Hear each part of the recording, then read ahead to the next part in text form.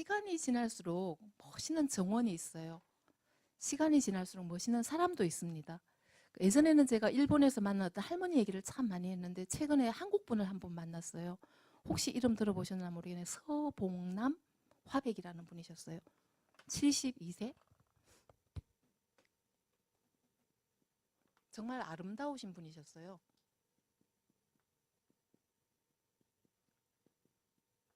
이분은 아직까지 병원을 한 번도 안 가셨대요. 근데 그날 그 며칠 전에 만나서 한번 식사를 같이 했는데 보니까 그 밥을 딱 반 정도밖에 안 드시더라고요. 기사식당에 가서 저희 먹었는데요. 밥이 있으면은 한 공기가 오잖아요. 그러면 한 요 정도만 딱 드셔요.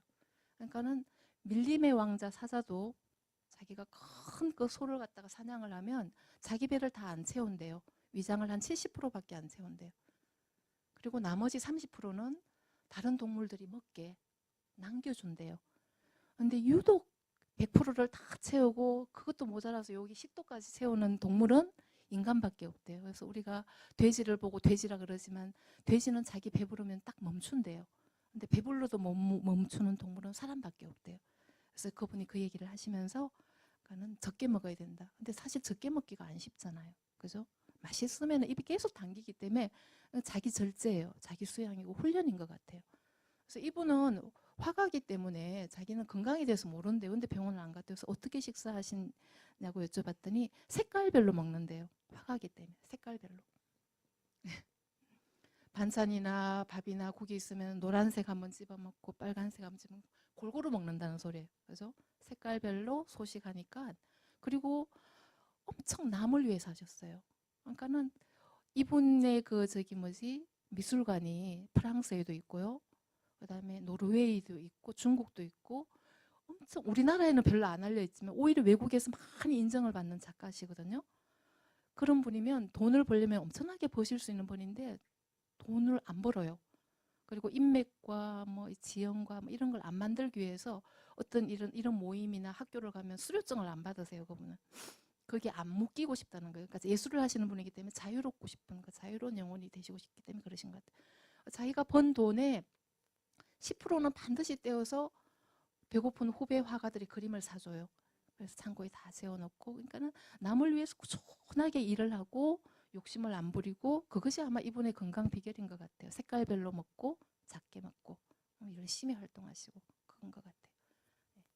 그래서 정말 이분은 시간이 지났는데도 굉장히 아름답게 보이셨어요. 제 눈에 남자분이시고 연세도 많으시고 그러지만 아, 참 아름답구나 이런 생각. 아, 이런 분을 만나서 참 내가 행운이구나 이런 생각을 했어요. 아마 여기 계신 선생님들도 다 다른 사람한테 선생님을 만나서 제가 진짜 행운이었어요 라는 얘기를 들으셨으면 좋겠어요. 그래서 저도 마찬가지고. 그래서 정원을 처음에 꾸며놓으면 참 예쁜 정원이 많은데 이게 시간이 지나갈수록 잡초밭으로 변해요. 그걸 막으려면 어떻게 해야 될까? 우리가 지속 가능이란 말을 참 많이 쓰죠. 그러니까는 지속 가능해야 되는데 지속 가능하려면 첫 번째 계획을 잘 세워야 돼요. 근데 계획은 엄청 잘 세우는데 관리가 안 되는 사람이든 뭐 정원이든 많이 있어요. 그러니까 그리고는 꾸준하게 관리가 들어가야 돼요. 그렇게 되면은 이제 지속 가능한 정원이 되는데 제가 그 예전에 분당에 있는 모 고등학교의 옥상 정원을 방문을 했는데 좀 안타까웠던 게 그러니까는 그 정원 관리는 그 돈을 주고 하는 것이 아니고 정원 관리는 자원봉사자나 뭐 이런 사람들이 와서 하는 거다라는 그런 생각들이 우리들한테 너무 많아요. 그렇지 않거든요. 그러니까는 정원 관리도 돈을 주고서 전문 관리인들이 엄청 많이 배출되어 있기 때문에 이런 분들에게 일거리도 좀 주면서 좀 돌아가는 그런 사회가 되었으면 하는 생각을 해요. 좀 많이 안타까웠어요. 대통령상을 받은 정원이었지만 몇 년 후에는 잡초밭으로 변해가고 있더라라는 생각을 하니까. 그래서 이제 식재 계획을 할 때 가장 주의할 점이 뭔가 하면 제가 살고 있는 아파트인데 98년도 입주했거든요. 그러니까 지금 10년 넘었죠. 10년 넘었죠. 근데 제일 처음에 이제 이 메타세콰이어가 이렇게 작게 예쁘게 심어져 있었는데 지금은 이제 반쪽이 들어갈 자리가 없어요. 그러니까는 이런 나무들을 여러분들 주위에서 많이 볼 거예요. 벽 때문에 가리워서 그런 경우도 있고 햇볕을 못 봐서 그런 경우도 있고 원인은 뭐 여러 가지가 올 수가 있습니다. 어쨌거나 계획을 할 때 이 나무가 몇 년 후에 어느 정도 자라겠다라는 그런 어떤 계획을 가지고 한 건지 아니면 아셨지만 이렇게 할 수밖에 없는 상황인지는 저는 잘 모르겠지만 어쨌거나 나무가 이렇게 되어 있어요. 그다음에 여기는 인도곤하고 과천 사이의 중앙 분리대예요.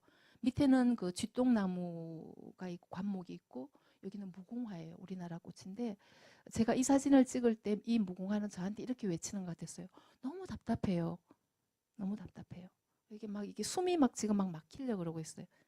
그래서 아마 처음에 식재를 했을 때는 이런 모습이 아니었을까. 근데 이제 이게 차가 분리되니까 아마 이게 높이 와도 괜찮았기 때문에 그냥 계속 이렇게 관리를 하셨을 수도 있는데 어쨌거나 여기에 무궁화 식재는 좀 안 어울리는 것 같고 무궁화를 식재하시려 했으면 여기를 좀 약간 비워주는 게 더 맞겠다라는 생각을 제 나름대로 했습니다. 보면서.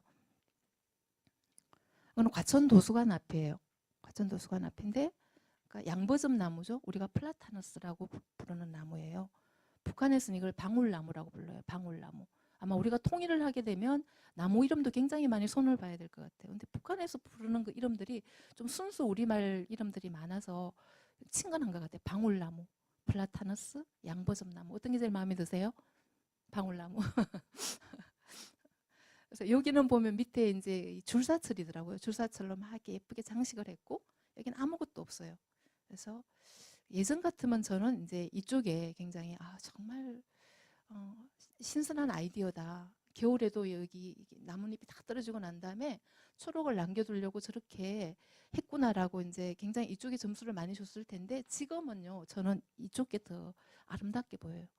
그러니까 자연 그대로 있는 그대로 바라보는 그런 어떤 습관들이 우리한테 좀 많이 부족하구나 그런 생각을 해요. 그래서 어떤 정원을 만들 것인가 하는 것은 어떤 꽃이나 나무나 어떤 종류를 선택을 해서 어디에다가 어떻게 배치하느냐에 따라서 이 정원의 모습은 상당히 달라지죠. 그래서 요즘 가을이 되니까 정원 박람회가 굉장히 많더라고요. 그래서 여러분들도 아마 이 중에 관심 가지신 분들 많으실 거예요. 정원 박람회. 가서 보면은 예쁜 정원들이 참 많아요. 근데 예쁜 정원을 만들기는 쉬운데 이걸 꾸준히 끌고 나가기는 굉장히 어려워요. 그러니까 그 식물을 어떻게 관리할 것인가 어려운데 그 정원을 좀 잘 끌고 나가기 위해서는 사실은 그 외국에 있는 화훼종, 화려한 화훼종보다는 우리 자생식물을 좀 많이 그 정원 군데군데 배치를 하면 훨씬 관리가 쉬워요. 왜냐하면 거의 수건초거든요. 수건초라는 거는 겨울이 되어서 지상부가 다 말라 죽어도 내년 봄이 되면 뿌리가 살아서 다시 올라오는 풀들을 우리는 수건초라고 얘기를 해요. 수건초.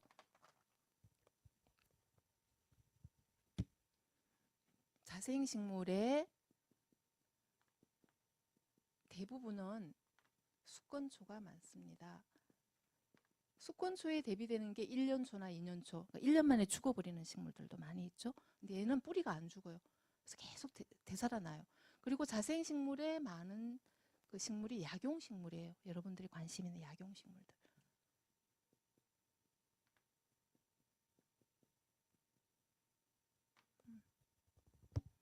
근데 자생식물의 특징은요, 막 크고 화려한 것보다는 좀 작고 수수한 것들이 대체적으로 많아요.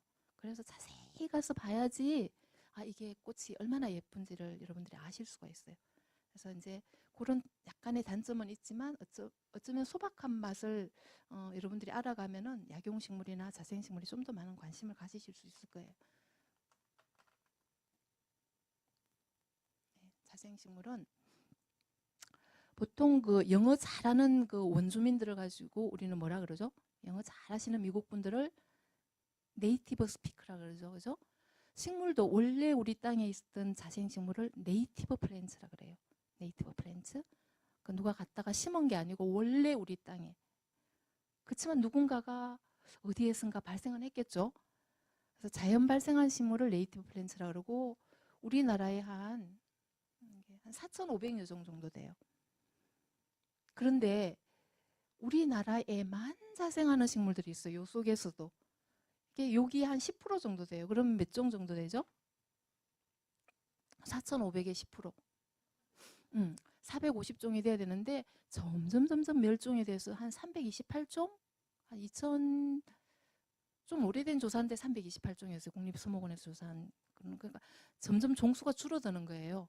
그래서 우리나라에만 자생하는 식물이 우리는 특별히 특산식물이라 그래요. 스페셜라이즈드 플랜트라 그래요. 그 다음에 그 외국에서 어떤 경로를 통해 시집을 왔건 뭐 발에 붙어왔건 뭐 여행 가방에 따라왔건 어떻게 들어왔건 우리나라에 외국에서 들어와서 살고 있는 식물들, 우리나라화된 식물을 우리는 귀화식물이라 그래요. 귀화식물. 그리고 그 와일드 플랜트 야생화하고 재배식물인데, 그러면 제가 여러분들한테 한번 질문을 해볼게요. 야생화하고 자생식물하고 도대체 뭐가 다를까? 어떻게 다를까요? 똑같아요. 오케이. 그 다음에 또 야생화와 자생식물.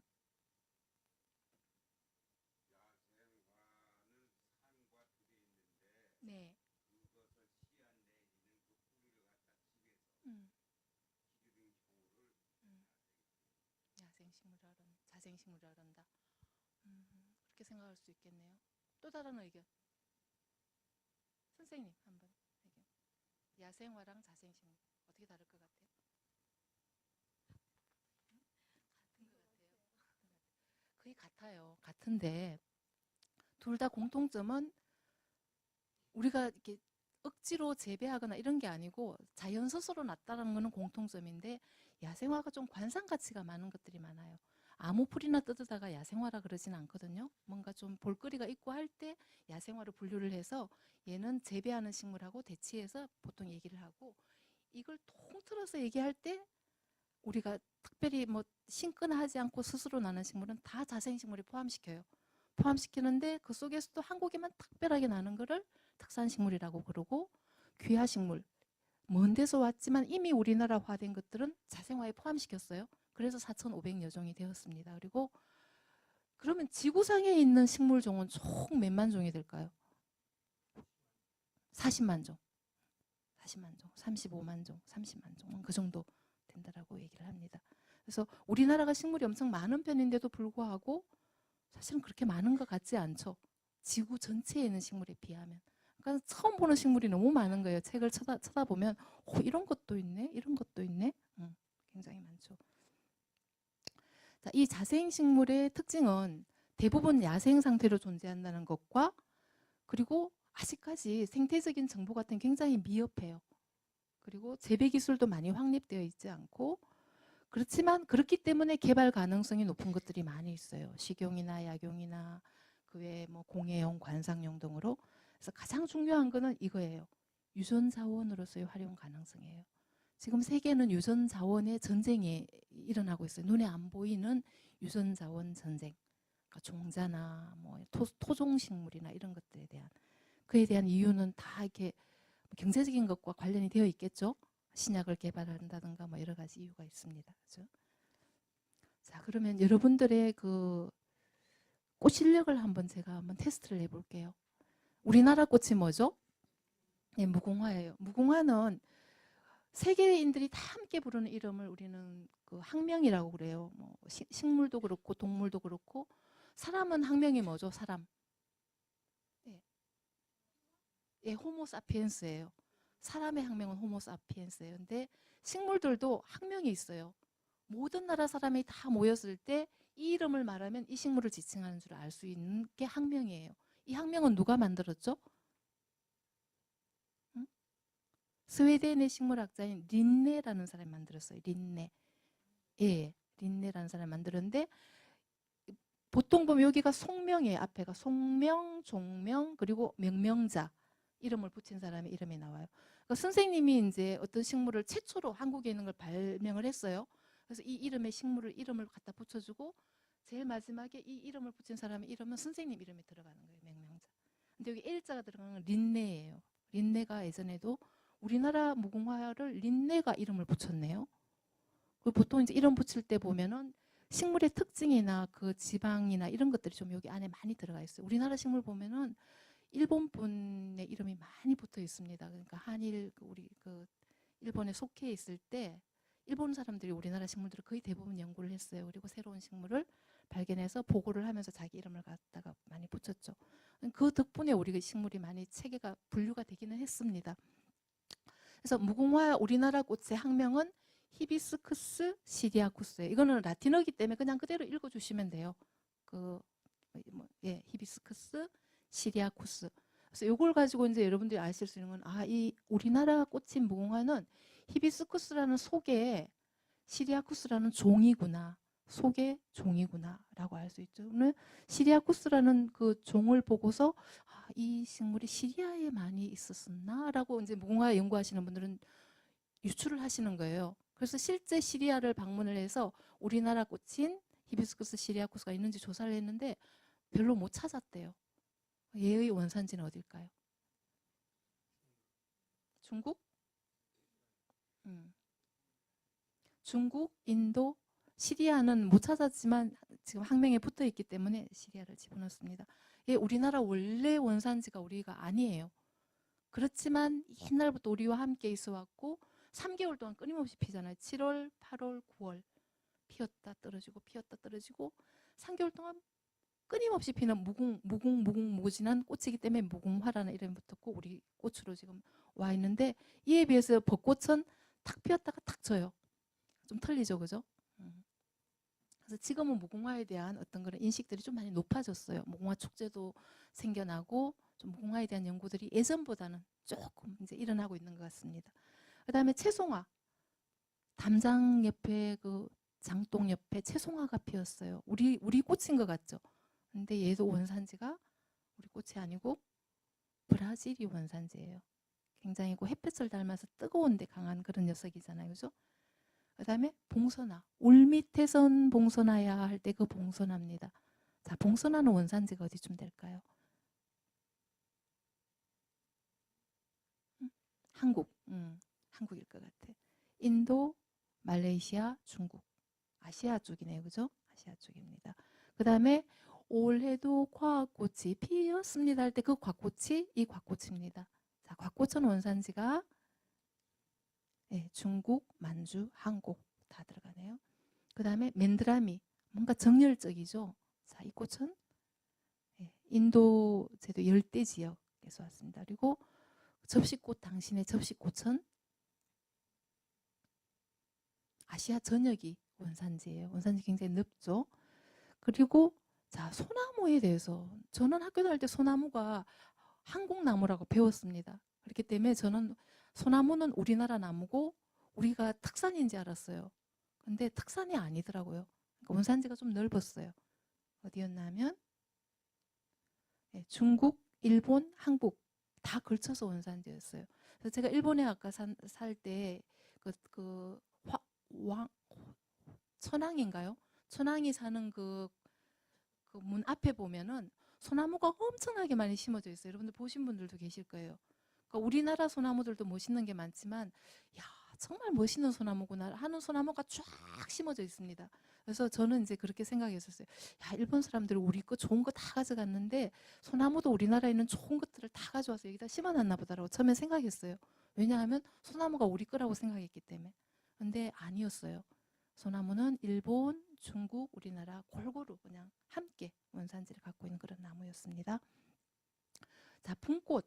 분꽃은 낮에는 아침이 되면 잠을 자죠. 요즘 우리 애들이랑 좀 비슷해요. 그리고 밤만 되면 쌩쌩해요. 분꽃이 좀 그런 기질이 있어요. 저녁 되면 피기 시작해서 밤새 피어있다 아침 되면 자는 녀석이 분꽃인데 얘는 원산지가 남아메리카 쪽이네요. 저 남미 쪽이에요. 그 다음에 달리아. 원산지가 어딜까요? 중국? 멕시코. 지금 코스모스가 밖에 너무 예쁘게 많이 피어 있어요. 얘는 멕시코예요. 자, 우리가 알고 있던 너무나 친근한 우리 꽃들이죠, 그죠? 얘들이 정말 한국 원산을 가진 것들은 그렇게 별로 많지 않네요. 그러면 얘들은 어떤 식물에 우리가 분류를 시켜줄 수 있을까요? 귀화 식물이에요. 어떤 루트를 통해든 우리나라에 들어와서 우리 끝화된 식물들입니다. 그렇지만 귀화 식물도 아까 제가 우리 자생식물 큰 테두리 안에 집어넣는다라고 말씀을 드렸습니다. 자, 잠재력 있는 식물의 개발이 굉장히 필요한데 그러면 가장 한국적인 꽃은 식물은 무엇일까라고 외국 사람한테 질문을 했어요. 질문을 했더니 우리가 별로 생각하지 않은 그런 식물들 이름이 나왔습니다. 보면 동이나물, 복수초, 둥글레, 새우난초, 백리향, 용담, 고추냉이, 더덕. 우리가 봤을 때는 어머 그냥 그런 식물들인데 외국 분들은 굉장히 좋아하는 식물로 꽂혔어요. 앞에 거는 주로 관상 가치가 높은 식물들이고 뒤에 거는 약용 가치가 좀 높은 식물들이에요. 보면은 그래서 우리는 여기에 대해서 좀 더 많이 연구를 하고 또 그리고 그 외국에도 그 자기 나라 식물을 갖다 육종을 해서 많이 수출을 하거든요. 근데 우리는 좀 그런 거 좀 안 하는 것 같아요. 우리 거는 무조건 보호를 해야 되고 뭐 판매도 해도 안 되고 좀 약간 그런 거 저는 잘 이해를 못 하겠어요. 적극적으로 개발을 해서 판매도 하고 좀 그런 게 더 맞지 않을까라는 생각하는데 제가 확실하게 잘 몰라서 그런가 봐요.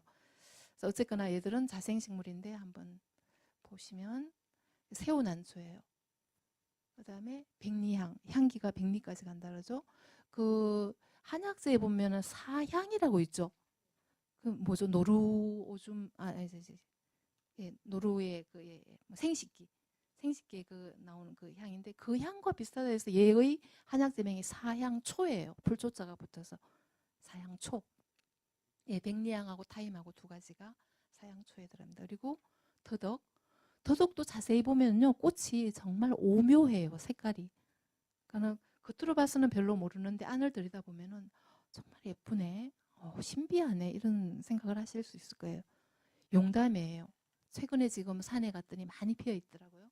그 다음에 얘가 더덕 냉이, 더덕냉인가요? 잠깐만요. 네, 고추냉이. 그래서 이거는 2016년도, 그러니까 올해 4월 3일 제가 풍도에 가서 찍은 사진인데 군락지가 있었어요. 복수초 군락지. 제가 알고 있는 복수초는 그냥 이런 느낌의 복수초였는데 실제로 군락지에 가서 들여다보니까 색상이 이게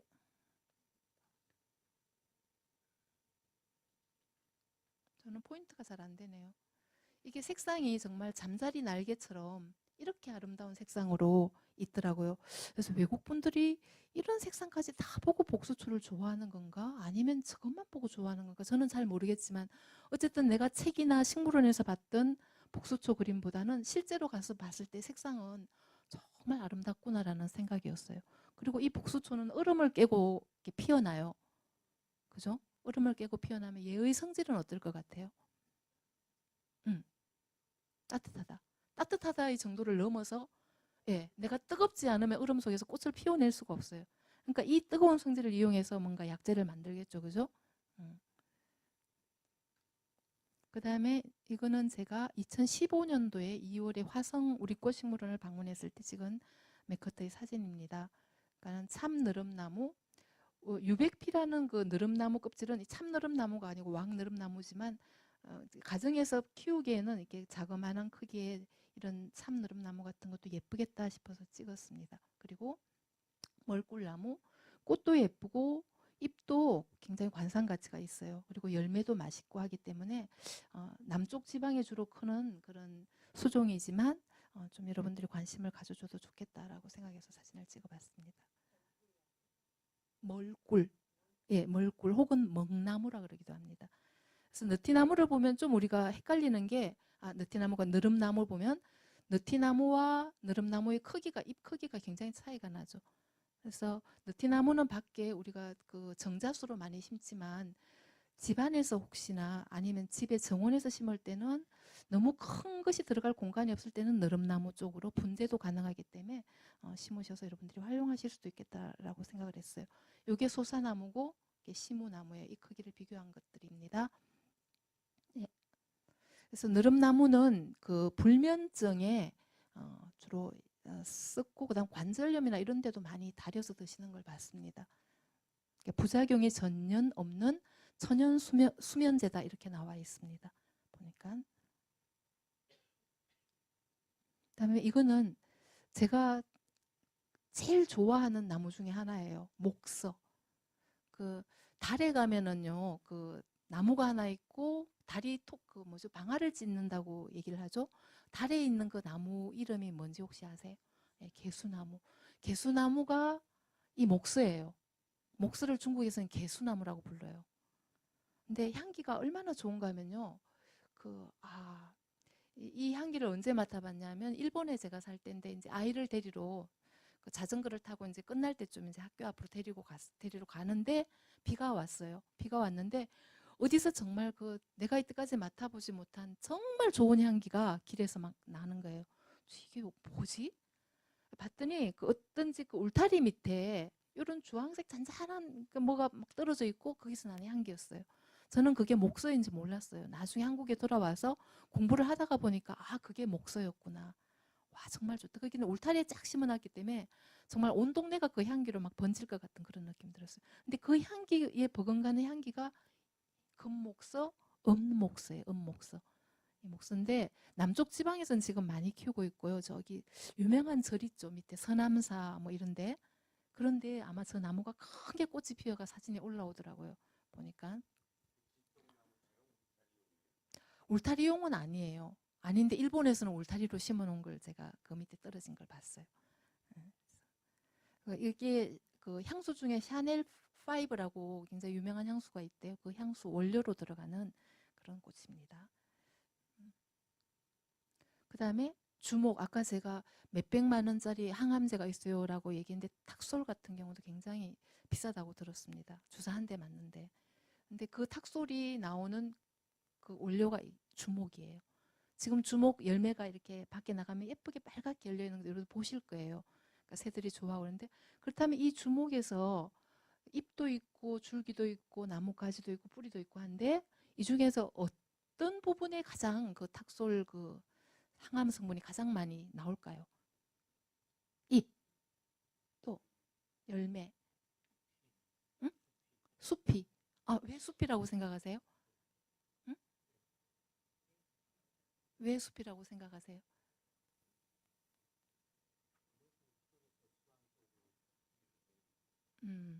맞아요. 선생님 말씀 맞아요.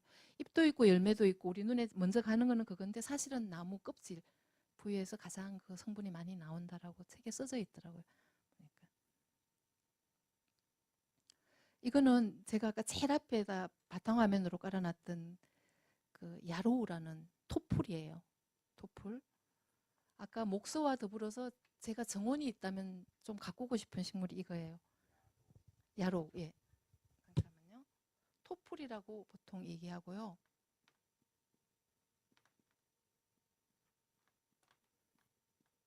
야로우라고 치시면은 여기에 대한 정보가 뜰 텐데 이거는 목수의 허브라는 이름도 가지고 있어요. 그리고 신과 교접할 수 있다 해서 신초라는 이름도 있어요. 신초.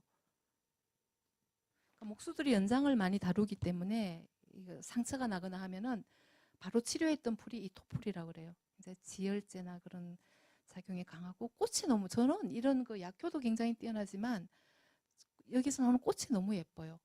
그래서 굉장히 좋아하고 번식력도 되게 강하거든요. 싸고 여러분들이 한 포트만 몇천 원 주면 살걸요? 꽃가게에도 많이 나와 있어요. 집에서 한번 길러보시면 좋을 것 같아요. 이 꽃이 어떤가 하면 이번에 7월에 제가 엄마 아버지를 모시고 남해에 갔는데 거기 가서 찍은 꽃이에요.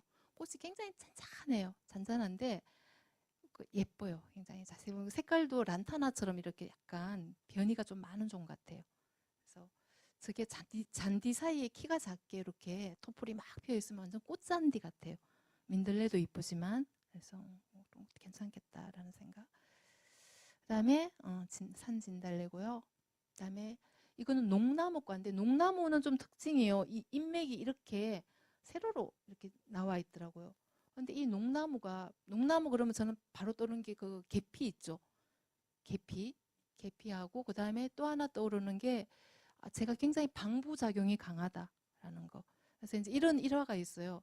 예전에 그 어떤 암자에 그 암자에 가서 하여튼 뭐 그 기도를 하면 엄청 잘 나와서 사람들이 많이 몰려갔는데 어느 날 큰 구렁이가 그 암자 쪽에 나타나고 나서부터는 사람들이 무서워서 가지를 못해가 자꾸 발길이 끊겨서 이제 그 암자가 나중에 폐허가 되었대요.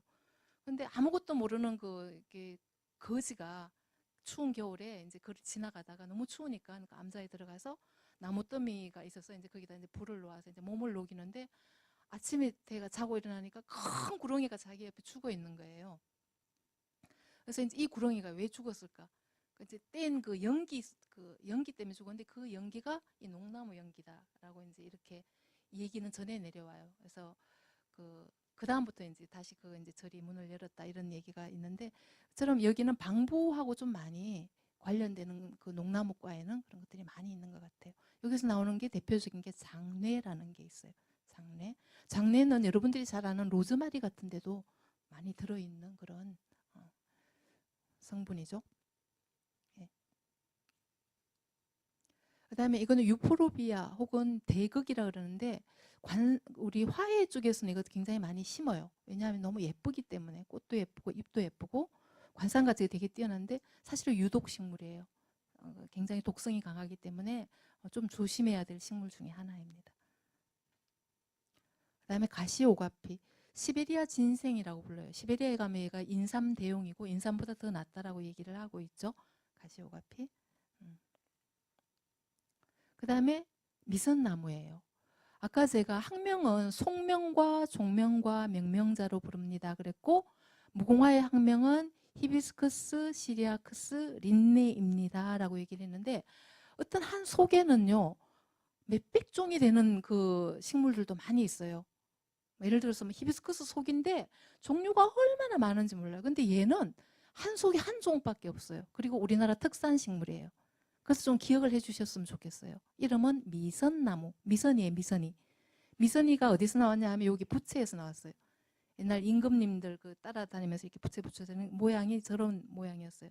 그래서 미선 열매도 예쁘고 꽃도 예쁘고 물풀의 나무과예요. 우리나라 일석일종밖에 없지만 지금은 약간 연핑크하고 약간 아이보리색도 나와서 아파트 앞에 조경수로 심었는데 굉장히 운치 있더라고요. 그래서 맨 철쭉이나 뭐 그 뭐지 회양목이나 막 맨날 심는 거, 남들 다 심는 것만 좀 하지 말고 아파트 조경하실 할 때 그 조경업자분들이 좀 이런 그 우리 고유 수종에도 좀 약간 관심을 기울여 줬으면 좋겠다라는 생각이 들어요. 미선나무. 그 다음에 쟤랑 같이 심어놨던 게 이 영춘화였는데 너무 예뻤어요. 얘는 원산지가 우리나라는 아니고 중국인데 개나리보다 더 빨리 피는 그런 영춘화, 봄을 알리는 꽃으로 많이 알려져 있습니다. 그 다음에 이건 중국 앵초, 그 다음 남천이 올라오기 전에 모습이 너무 귀여워서 제가 찍어봤어요. 천남성. 천남성. 그리고 아까 목서하고 목서 다음에 가는 향기라면 이제 서향. 서향. 그때 2월인데 온실에서 꽃이 이렇게 예쁘게 피어 있었거든요. 그러니까 이게 보통 그 다프네 오도라라 해서 이제 화훼종이고, 얘가 우리나라 자생이에요. 백서향. 그러니까 다프네 키우시아나라는 그런 학명을 가지고 있네요. 그래서 향기가 천리를 가서 천리향이라는 이름도 가지고 있습니다. 그 다음에 이제 2016년도에 4월에 제가 화성식물원을 다시 방문했을 때 이제 눈에 떠있는 식물들이에요. 그러니까 2월 달에 갔을 때 내가 찾을 수 있는 식물과 꽃과 4월에 갔을 때 보이는 식물은 또 달라요. 보면 우산나물, 뭐 벚꽃, 얘가 그 북한에 있는 그 김정은인가요? 가장 좋아하는 차가 여기서 나오는 그 차예요. 백설차인가 뭐 그런 게 있어요. 철쭉과인데 저기서 나오는 차가 굉장히 고급차로 나오고 있어요. 그 식물이 저기 있더라고요. 보니까 철쭉과인데요. 이름이 갑자기 생각이 안 나요. 백설? 선생님 나중에 제가 찾아서 가르쳐드릴게요. 백설차. 네. 그다음에 모란.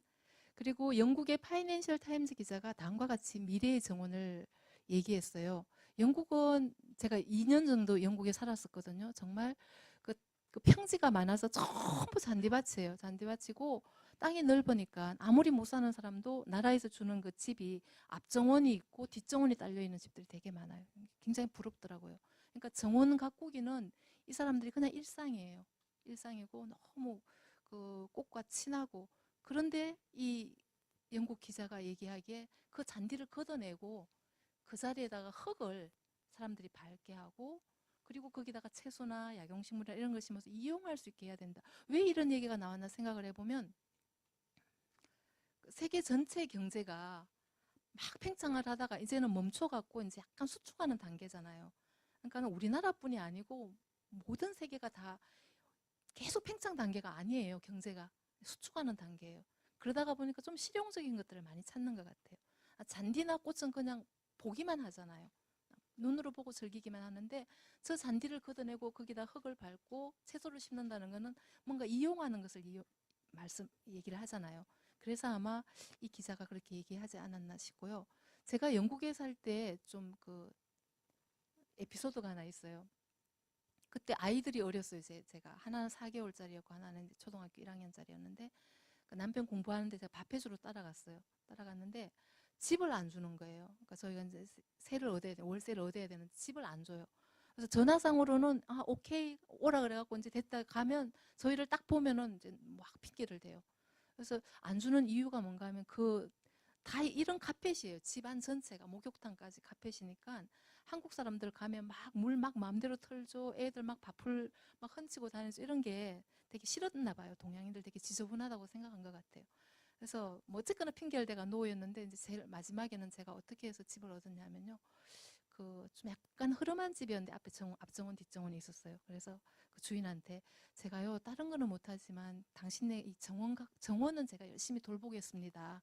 그렇게 해서 오케이 해갖고 이제 얻었거든요. 근데 사실 정원 가꾸기 한 번도 안 해봤어요. 그 전에 내가 식물을 전공했고 잘 가꿀 수 있어요라고 얘기를 했지만 그 전에 한 번도 안 해봤는데 와, 정말 장난이 아닌 게 비가 너무 자주 오니까요. 한 3일만 되면 잔디가 여기까지 무릎까지 와요. 거짓말 아니고. 그러니까 이놈을 깎아내려니까 애는 밑에 애는 어리지. 그러니까 이걸 포대기로 덜쩍 업었어요. 덜쩍 업고 잔디 깎기 기계 가지고 앞정원 뒷정원 맨날 미는데 또 좀 있으면 또 여기까지 오고요. 너무 힘들더라고요. 아, 잔디 깎기가 이렇게 힘들구나.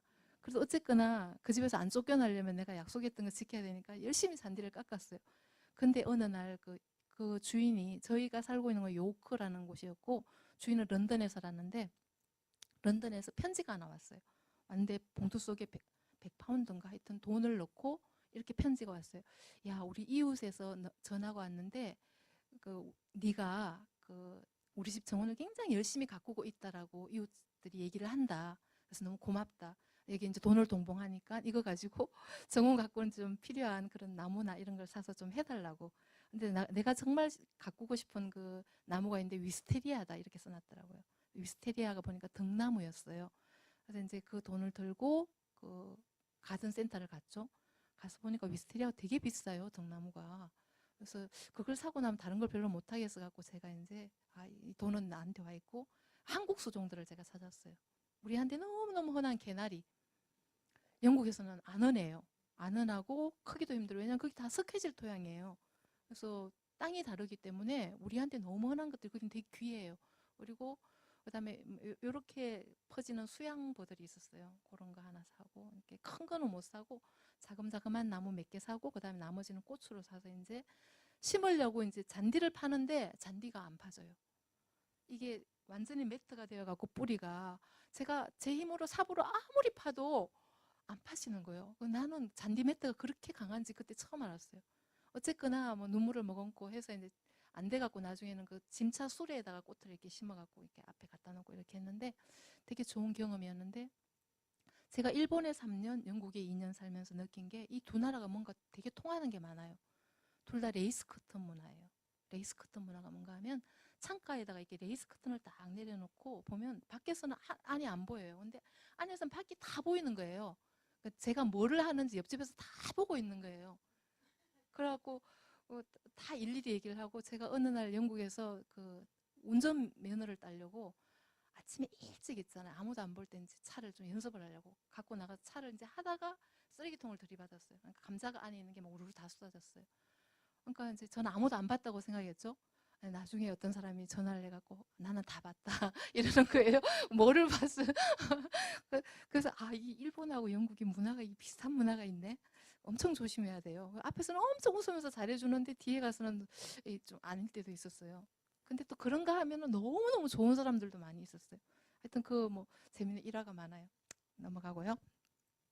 그래서 고양시 정신보건센터에서 제가 그때 원예 치료 보조를 했는데 꽃박학고기를 했습니다. 그때 땅이 이제 황폐한데 이 사람들이 어떤 사람들인가 하면 정신병원에서 그러니까 다 나와서 이제 밖으로 나가기 전에 거쳐 지나가는 곳이 여기였어요.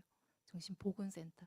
그래서 원예치료, 미술치료, 음악치료 이런 뭐 치료들이 여러 개가 있었는데 그래서 여기 가서 꽃밭 만들기를 하는데 거기 있는 그 예쁜 아가씨가 보통 보면은 이런 병들은 큰 쇼크로 오더라고요. 갑자기 쇼크를 자기가 감당을 못하니까 이제 정신병으로 가는데 흙을 못 만지겠다. 흙이 너무 더럽다는 거예요. 그 흙이 더러운 거는 맞아. 안에 미생물이 엄청나게 많지. 더러운 거 맞는데 이 흙을 만져야지 우리가 꽃밭도 만들 수 있는데 근데 아무리 얘기를 하지 안 돼요. 하얀 장갑을 갖다 내라는 거예요. 자기 그거 끼고 하겠다고. 그래서 그랬던 기억이 있고 또 이 친구들하고 또 원예 수업을 하면서 한번 느꼈던 게 그 삽목 수업을 했어요. 그때 아이비인지 스킨답스인지 잘 모르겠는데 하여튼 뭐 잘라서 물에 꽂아 놓으면 뿌리가 100% 내리는 그런 식물을 가지고 이제 그 친구들이랑 물에다가 이제 꽂아 놓고 다음 일주일 있다가 가서 이제 그걸 가지고 이제 얘기를 해야 되는데 다음 주에 갔는데 식물이요. 살아있는 것보다 죽어있는 게 더 많아요. 저는 그때 너무 놀랐어요. 그렇게 될 수가 없는데 왜 이 친구들하고 삽목 수업을 했는데 이렇게 식물이 많이 죽어있지? 그때 제 생각은 그랬었어요. 아, 혹시 사람의 그 나쁜 그병 기운이나 이런 게 식물한테 혹시 전달이 됐나? 그래서 얘가 뿌리를 못 내렸나? 이런 생각을 했거든요. 이건 과학적 근거는 없습니다. 제 생각에 그랬다는 거예요. 그랬다면은 식물의 좋은 기운도 사람한테 반대로 전달이 되겠구나. 근데 그거는 실험 데이터들이 많이 있어요. 식물의 좋은 기운이 사람한테 전달이 되어서 사람의 병을 낫게 하는 그런 것들은 많이 있습니다. 보면 도시농업이나 원예치료인데 보면 그래서 사람의 나쁜 기운도 얘들이 만약에 가져갈 수 있다면 우리는 식물하고 정말 더불어 살지 않으면 안 되겠구나라는 생각을 잠시 했었던 기억이 있어요. 그래서 정말 제가 관심을 가지고 있는 거는 저는 인삼이나 이런 거 아니에요. 그래서 이제 수업 시간에도 교수님이 인삼 전공하신 교수님이 막 인삼에 대해 설명하면 저는 뿌리는 관심이 없어요, 별로. 저 인삼 꽃이 어떻게 피지? 열매는 어떻게 맺을까? 이파리는 어떻게 생겼을까? 저는 이제 그런 쪽에 관심이 더 많은 사람이었어요. 그래서 이용은 하지만 약으로서 약간 식용도 되고 그리고 관상 가치도 있고 이런 것들을 좀 우리 주위에다가 놓고서 정원에 심고 우리 활용하면 참 좋겠다라는 게 저의 그 주 관심사예요. 그래서 아마 제가 얘기하고 있는 것도 거의 꽃에 대한 얘기들이 많이 나갈 거예요. 그래서 약용식물은 메디스널 플란츠 혹은 허브라고도 나와요. 여러분들은 허브 그러면 뭐 로즈마리나 민트나 라벤더나 이런 것만 생각하시지만 허브라고 치면 약용식물이라고 떠요. 그래서 이 사람들이 사용하는 허브는 거의 다 약용으로 사용이 되었던 것들이고 지금도 사용이 되고 있죠. 자, 그래서 넘어갈게요. 예전에 기원전, 그러니까는 역사가 시작되기 전, 역사가 기록이 시작되기 전에, 그러니까 AD 말고 BC 3000년경에 이미 이집트와 중국에서는 약용식물이 활용이 되고 정원 문화가 나오기 시작을 했어요. 그래서 이집트에서 가장 많이 사용했던 것들을 보니까 애니시드라는 게 있고 캐스터 오일, 코리안더, 커민, 가을릭, 그레이프, 워터멜론 이렇게 나왔는데 애니시드는 회향이에요. 회향. 그 태국에 가면 약간 향 베트남 쌀국수 같은데 향 나는 거 있죠. 향채라 그러나요? 아니 그거는 고수예요. 예, 그거는 코리안더 고수고 애니시드는 회향.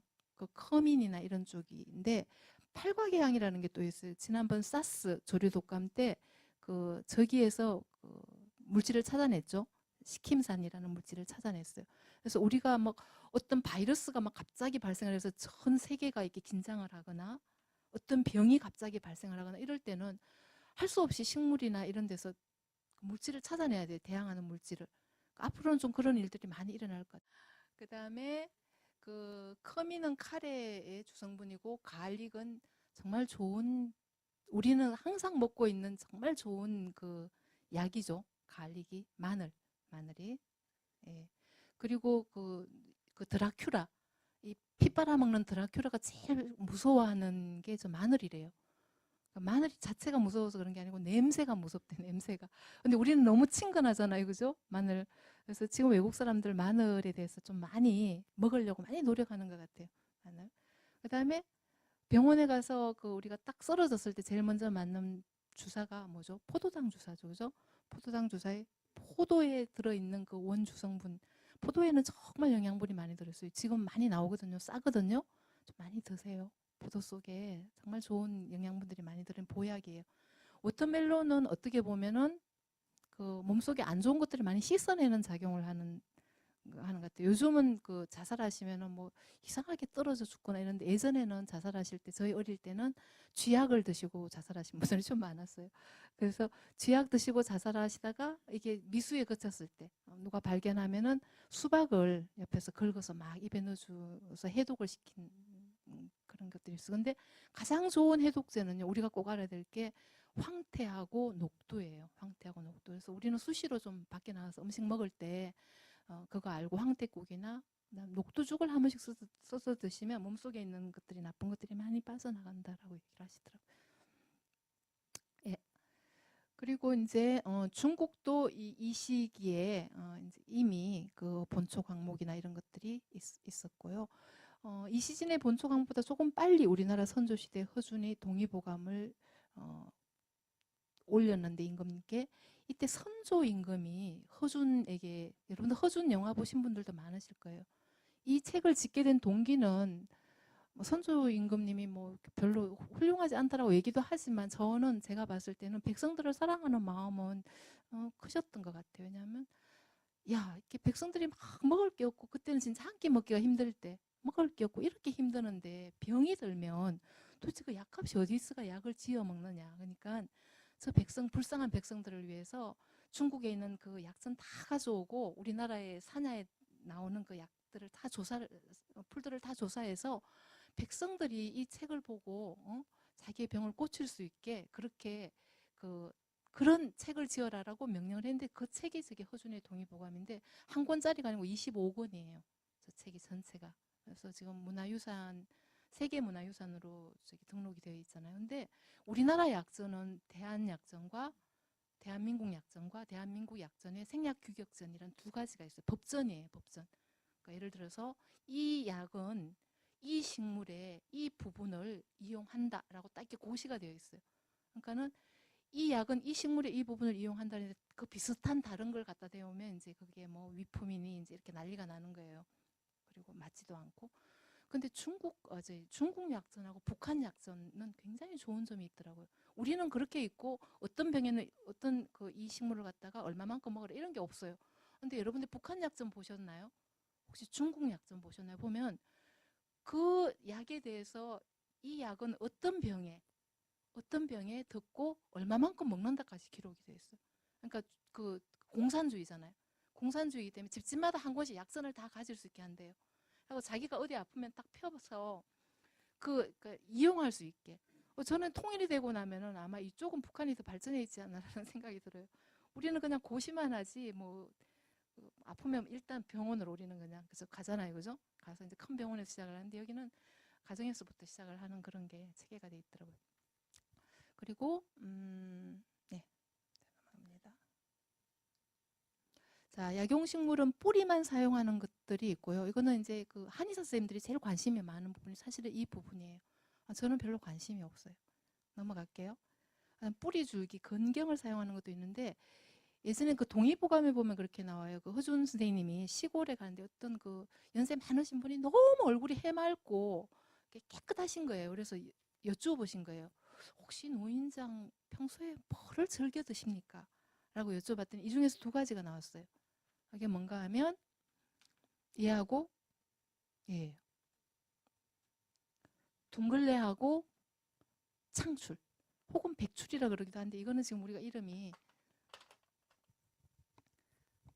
저 뒤에 제가 그 사진을 하나 실어놨는 데 이따 보여드릴게요. 삽주라는 식물이 있어요. 삽주. 예. 삽주라는 식물의 뿌리는 사실 백출이거든요. 예.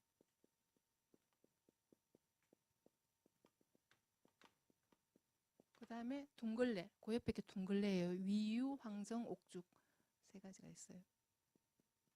둥글레 뿌리.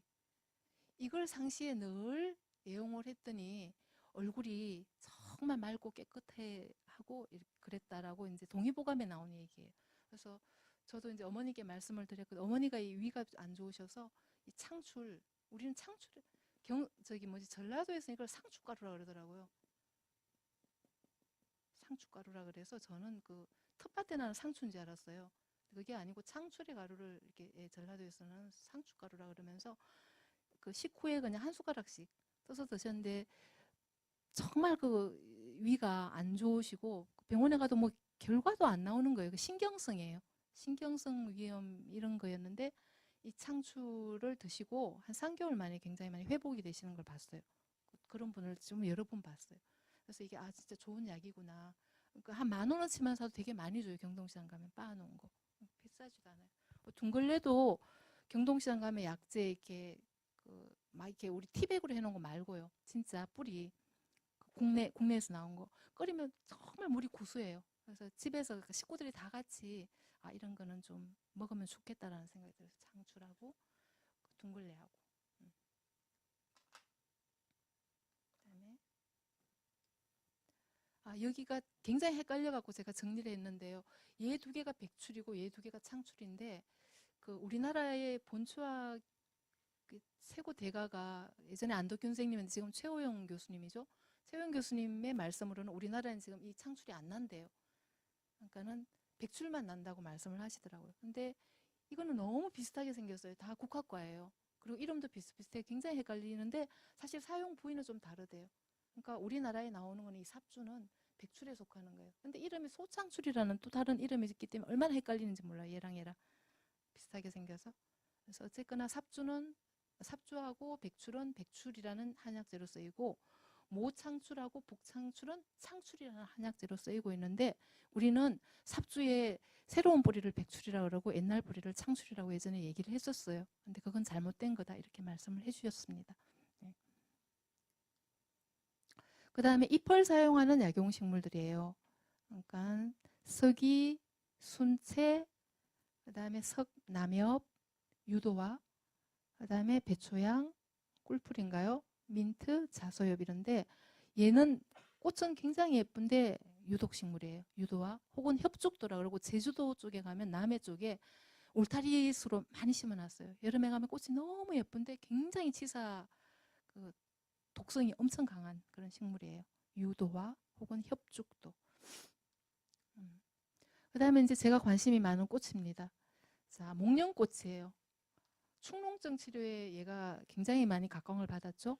그러니까 예전에는 목련꽃이 피기 전에 이 봉우리가 약으로 사용되는데 예전에는 백목련만 사용했는데 지금은 자목련도 함께 사용할 수 있는 것으로 제가 얼핏 들었습니다. 확실하게는 잘 모르겠고요. 자목련, 백목련, 봉우리, 신이. 그 다음에 회화나무 꽃이에요. 괴화. 그 다음에 아까 제가 우리나라에 있는 그 백서양화입니다라고 했을 때 그 서양화 꽃이에요. 그 다음에 영추나, 그 다음에 얘가 목서네요. 목서꽃. 목서꽃이 개화예요. 개화. 개수나무 할 때 개자예요. 그 다음에 능소화는 여러분들 울타리에서 많이 보셨을 거고, 예. 인동덩굴이 금은화라 그러는데 왜냐하면 처음에 필 때는 흰색인데 칠 때가 노랗게 져요.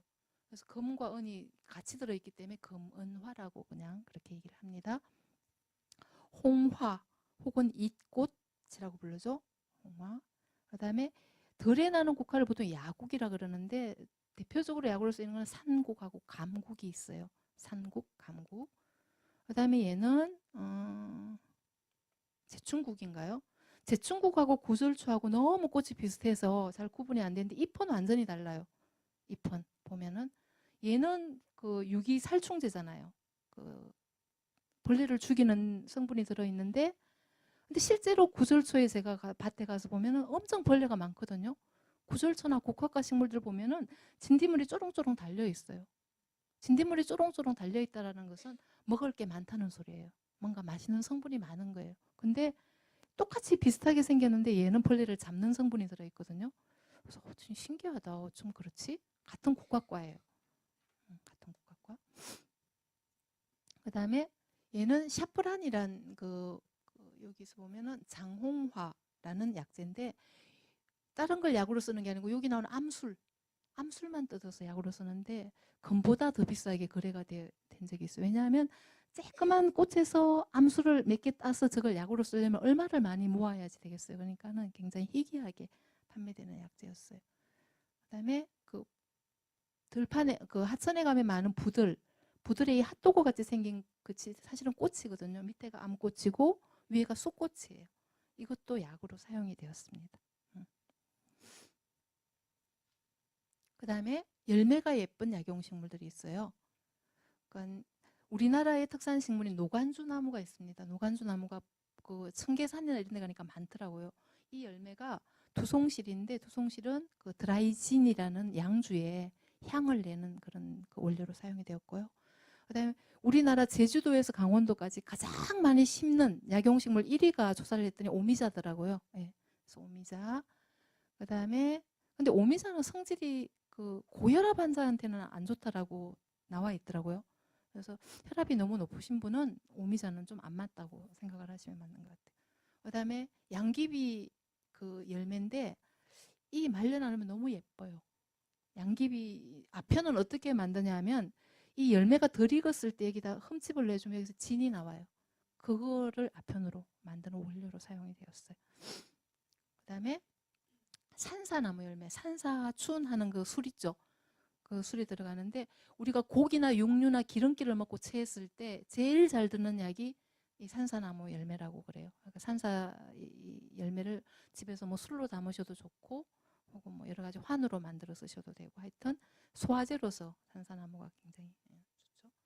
그다음에 얘는 비파 모과 그러니까 비파 같은데 비파는 저 남쪽 지방에서 많이 자라고 잎도 약으로 많이 쓰이고 열매도 맛있고 굉장히 효과가 많은 너무너무 효과가 많아서 인터넷에서 다 정리가 안 되는데 한번 쳐보세요. 여러분들 비파 한번 키우고 싶다라는 생각이 들 정도로 그 효능이 많더라고요 보니까. 근데 따뜻한 지방에서 잘 되기 때문에 우리 바깥에는 경기도 쪽은 안 되고 집안에서 아니면은 뭐 온실에서 이렇게 가능할 것 같아요. 요거는 산앵도, 산앵도. 그다음에 찔레나무 열매, 영실이에요. 찔레나무 열매들이 비타민 C가 엄청 많아요. 찔레 열매. 조각자 나무 열매, 조협, 남가세, 남가세 백질려라 그러는데 남성분들 그 정력에 좋다고 이거 경동시장 가면은 많이 약재로 나와 있어요. 그다음에 오수유라는 그 열매고요. 얘가 이게 뭐지? 지실은 탱자나무 열매거든요. 고련자예요, 고련자. 고련자. 그다음에 얘가 흑개나무 열매. 흑개나무 열매를 지구자라 그래요. 지구자, 흑개나무 열매. 그다음에 얘는 황과 재래오인데요. 이게 굉장히 아까 제가 황태하고 녹두하고 좋아요라고 썼던 그 한의사 선생님이 쓴 책에 이 황과도 등장을 하더라고요. 이것도 몸에 굉장히 좋은 약으로 사용이 된다. 그래서 텃밭 하시는 분들은 한번 그냥 그 일반 오이 말고 재래오이도 한번 심어서 나물로 열심히 같이 드시면 좋을 것 같아요. 예, 노각 같아요, 노각. 그다음에 사상자. 이거는 뱀이 굉장히 좋아한다고 그러더라고요. 그다음에 암고자, 그다음에 개나리 열매가 연교라는 건데 우리나라에 개나리 엄청 많잖아요. 그죠?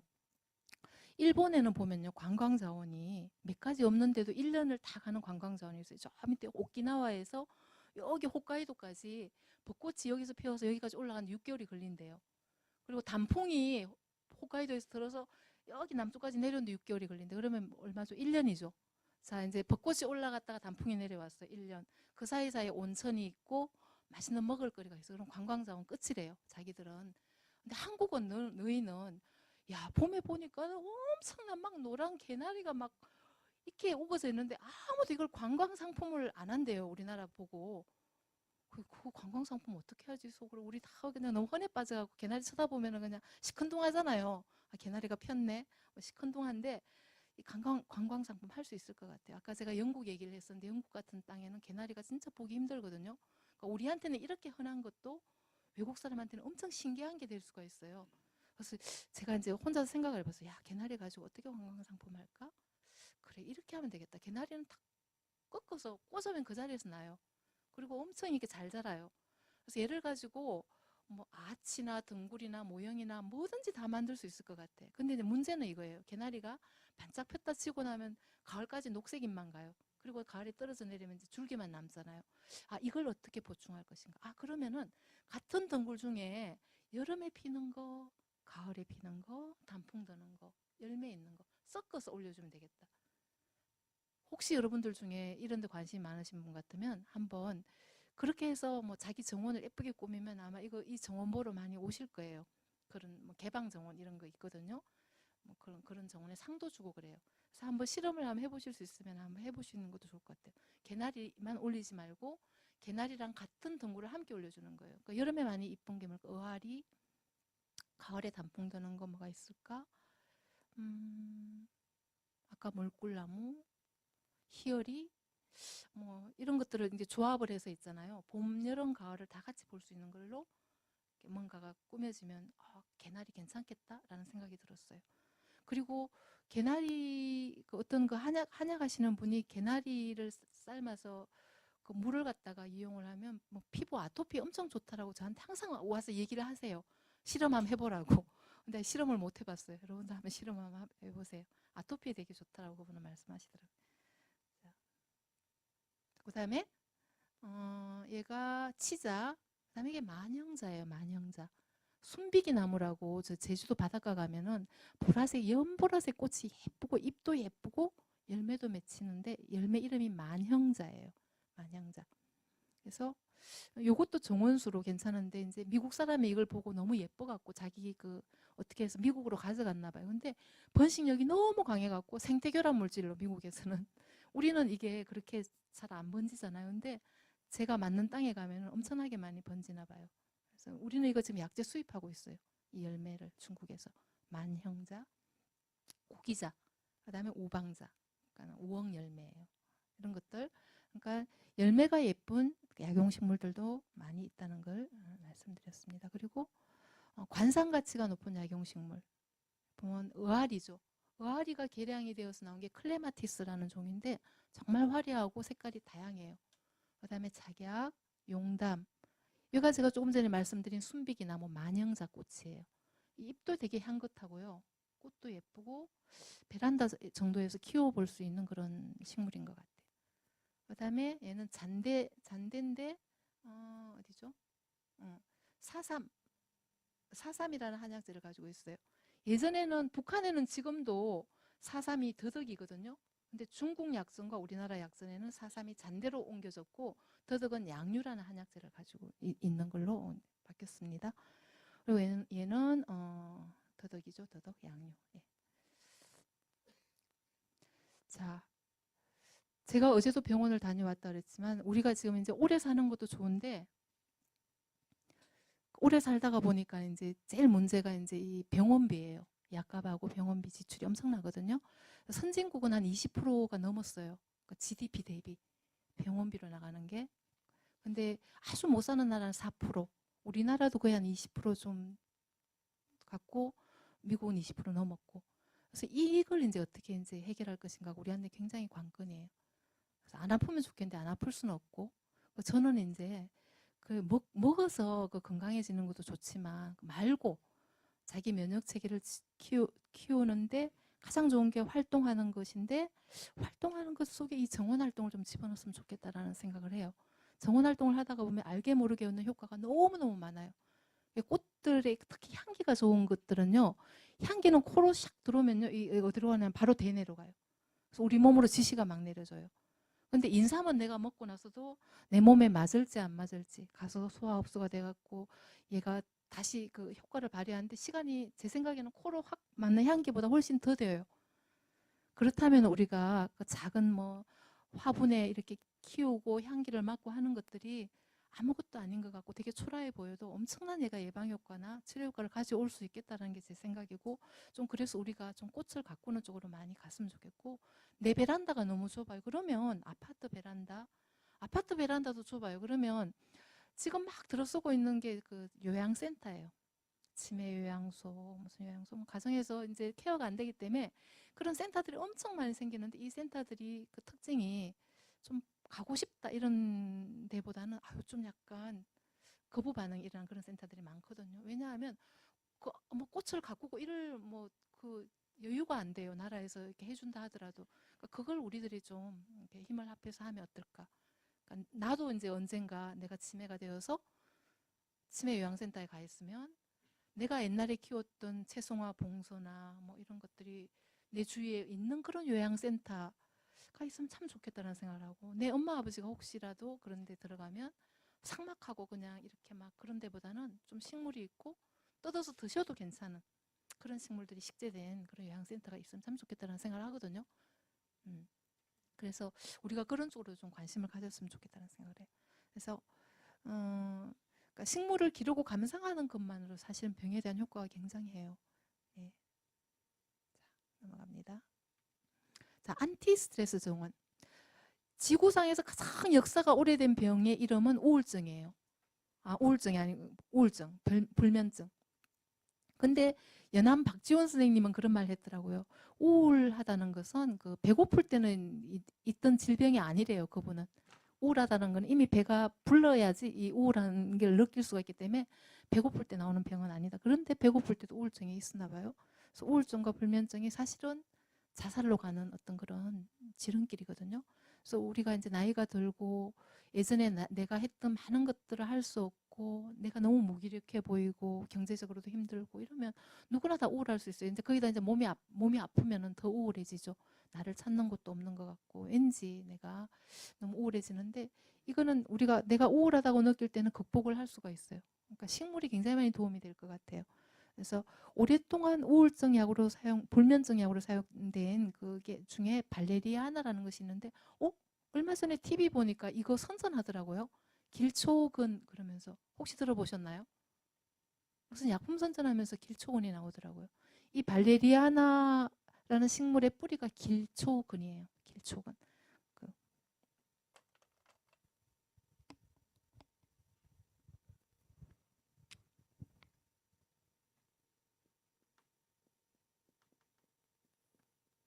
혹은 힐초라 그러기도 하죠. 힐초.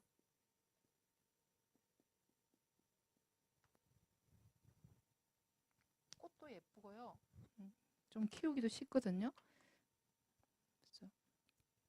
우리나라에는 종이 여러 개가 있지만 대표적인 것으로는 일반 지오준풀하고 광릉 지오준풀, 넓은 잎 지오준풀 이런 게 있는데 어, 이 식물이 그 옛날부터 정말 많은 나라에서 불면증 치료제로 사실은 이용되고 있는데 우리나라의 산이나 들에 있는데도 불구하고 우리는 이걸 약으로 활용을 하지 않았고 많이 보급도 되지 않았었어요.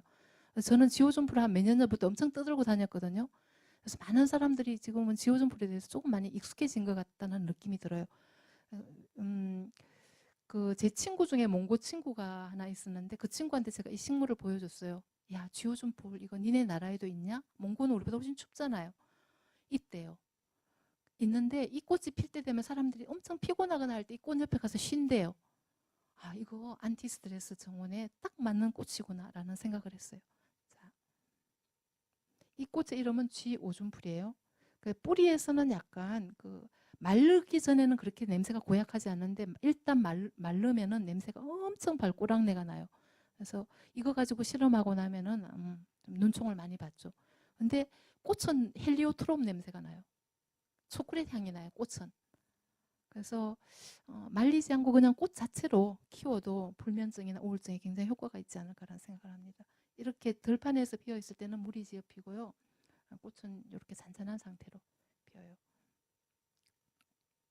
타샤의 정원 들어보셨나요? 이분이 93세까지 정원을 가꾸다가 돌아가셨어요, 지금은.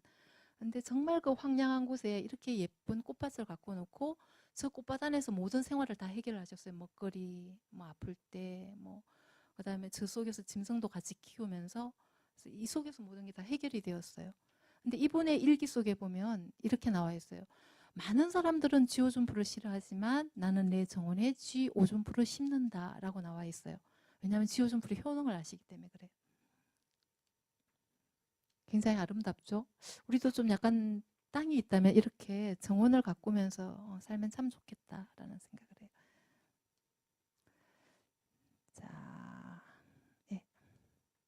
그다음에 치매 환자를 위한 정원을 한번 생각을 해봐요. 그래서 우리가 10명 중에 1명은 치매라는 이 조사는 좀 몇 년 전 거예요. 지금은 아마 더 많이 늘었을 거예요. 근데 어제 그제 신문에 노벨상 이야기가 나왔어요. 노벨 생리의학상인가요? 일본 분이 받으셨는데 그분이 했던 게 오토파시였어요. 제가 아까 제일 처음에 면역에 대해서 얘기했던 그거랑 일맥상통해요. 그러니까는 세포 속에는 그 쓰지 않고 버려진 물건을 갖다가 치우는 그런 청소부 같은 역할을 하는 파지가 있는데 그것이 제 기능을 못할 때 알츠하이머나 암이 온다라고 그분은 그 얘기를 했어요. 그래서 이 원리를 알았기 때문에 이제 암이나 알츠하이머에 대한 치료에 다가가는 게 훨씬 가까워졌다 한데 저는 그 딱 기사를 보는 순간 제가 읽고 있던 그 면역혁명 책이랑 연결이 된다고 생각을 했어요. 그러니까 림프구나, 백혈구의 그 활동과 오토파지의 활동하고 거의 많이 연관이 되는구나. 그리고 이제 이걸 실천을 하려면 먹거리, 움직임, 생각 이런 게 제일 중요하구나라는 생각. 그러니까 너무 그 현대병에 그 병원에만 의존하지 말고 스스로 자가 면역을 시키는 게 필요한데, 예. 그래서 일본 영화인데요. 소중한 사람이라는 드라마가 있습니다. 이게 치매에 관한 얘기였어요. 이분이 자식이 여럿이 있는데 둘째 며느리예요. 어떻게 둘째 며느리랑 함께 살게 되었는데 이제 치매가 이제 점점 심해지니까 며느리를 굉장히 힘들게 하더라고요. 계속 막 애꿎은 소리를 하고 막 싸움을 걸고 난폭해져요. 그 며느리가 처음에는 막 못 견뎌 하는데 나중에는 이제 자기가 다 내려놔요. 자기 일도 내려놓고 시어머니를 모시고 어디로 갔냐 하면 동네 미술학원, 꼬마들이 다니는 미술학원을 모시고 갔어요. 가서 이제 그림을 그리기 시작했어요. 처음에는 막 이렇게 막 장난처럼 그리다가 이게 세월이 이제 몇 년 흐르면서 이 어머니 그림이 이제 점점 익으면서 상을 받게 되는데 그 상 이름이 소중한 사람이에요. 그래서 마지막 그 장면에 보면 며느리가 빨래를 이렇게 널고 있는데 어머니가 옆에 와서 자기가 받았던 상을 자랑을 해요. 그 그림을 가져오셔갖고. 근데 그 며느리가 딱 보니까 그 그림 속에 자기 얼굴이 그려져. 둘째 며느리 얼굴을 시어머니가 그렸어요. 저는 이제 이 영화를 보면서 느꼈던 게, 치매 환자도 굉장히 그 막 심한 치매가 아니고 이제 초기에 진행이 되고 있는 상태에서는 뭔가 몰두할 수 있는 자기만의 어떤 걸 갖다 해드림으로써 이걸 좀 지연시킬 수 있지 않을까라는 생각을 했고요. 저는 이쪽 전문의는 아니기 때문에 잘 모르지만 제가 영화를 보고 느낀 느낌은, 두 번째는 치매 환자도 기억이 깜빡깜빡하지만 정말 자기한테 고맙게 해주는 사람은 기억할 수 있구나, 기억하고 있구나라는 생각을 했어요. 그래서 여러분이나 저나 여기에서는 지금 예외가 아니기 때문에 치매는 굉장히 우리 문제예요. 우리 문제이기 때문에 만약에 내가 그렇든 내 주위에서 그렇든 치매가 발생했을 때 우리가 어떻게 대응을 해야 될 것인가, 무조건 요양소에만 갖다 맡기는 게 문제 해결인가, 이런 생각을 한번 해봐야 될 것 같아요. 그 다음에 애완동물을 위한 정원도 한번 생각을 해봤습니다.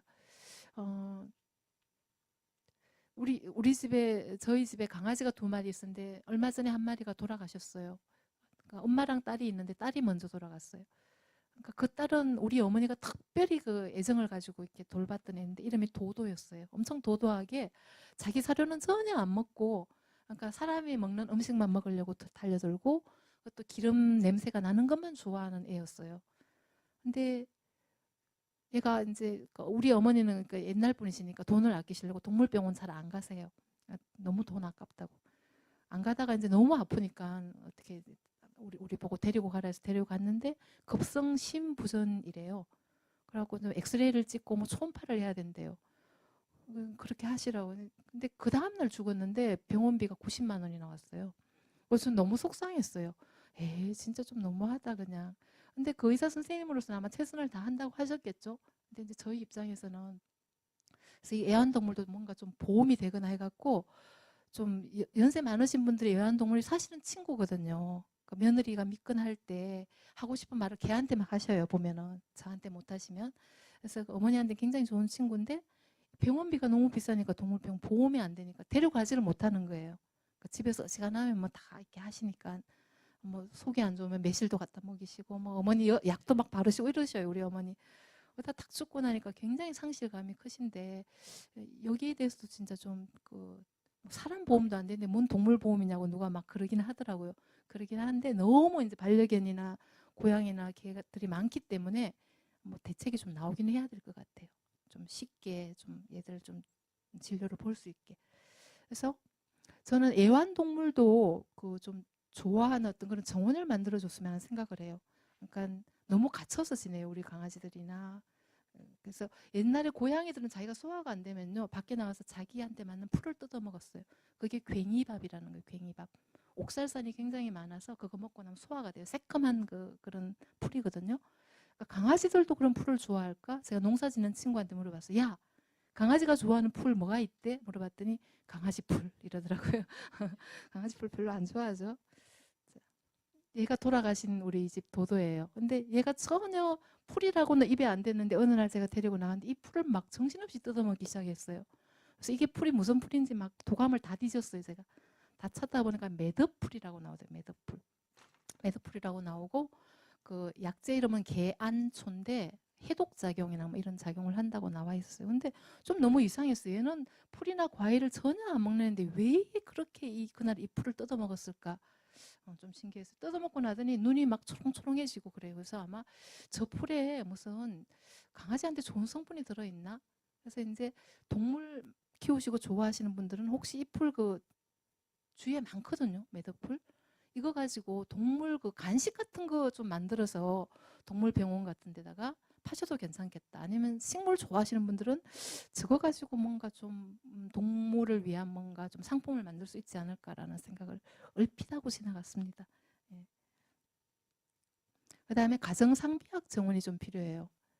그러니까 우리 집에는 알로에베라가 몇 그루 있고 그리고 이제 산세베리아는 너무 오래 지겨워서 이제 갖다 버렸어요.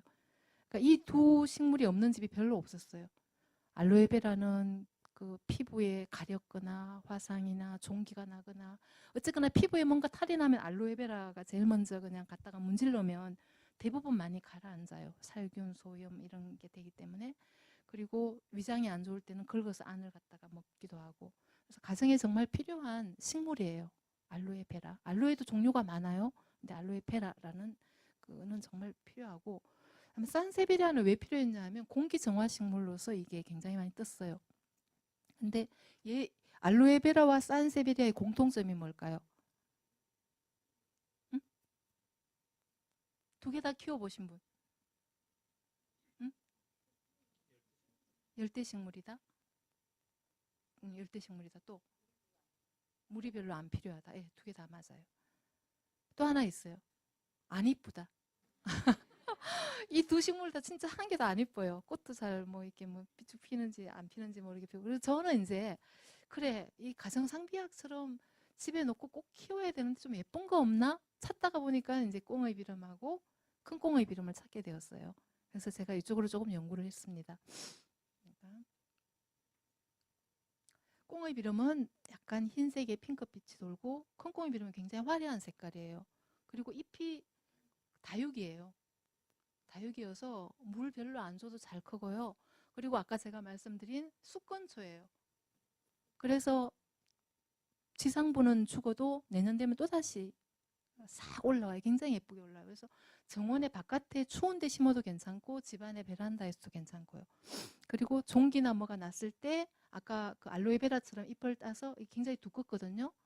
잎을 따서 잎을 가지고 그냥 문질러 줬어요. 그러니까 우리 애완견 많이 키우잖아요. 강아지 뭐 피부병이나 이런 데도 한번 활용해 보실 수 있고 저 자신한테도 해보기도 하고 그렇게 해서 가정 상비약으로 활용할 수 있겠다라는 생각을 하고요. 그 다음에 가정에 또 키울 만한 식물들이 뭐가 있냐면 석잔풀. 이게 그 강남 쪽에서는 굉장히 인기 있는 식물 1위예요. 석잔풀이. 왜냐하면 수험생들 머리를 좋게 한다 이렇게 해서 굉장히 많이 팔렸죠. 일본에서도 이게 굉장히 인기 있어요. 근데 실제로 드셔보시면 굉장히 고소하고 맛있어요. 석잔풀이. 텃밭에 많이 요즘 좀 심으시더라고요.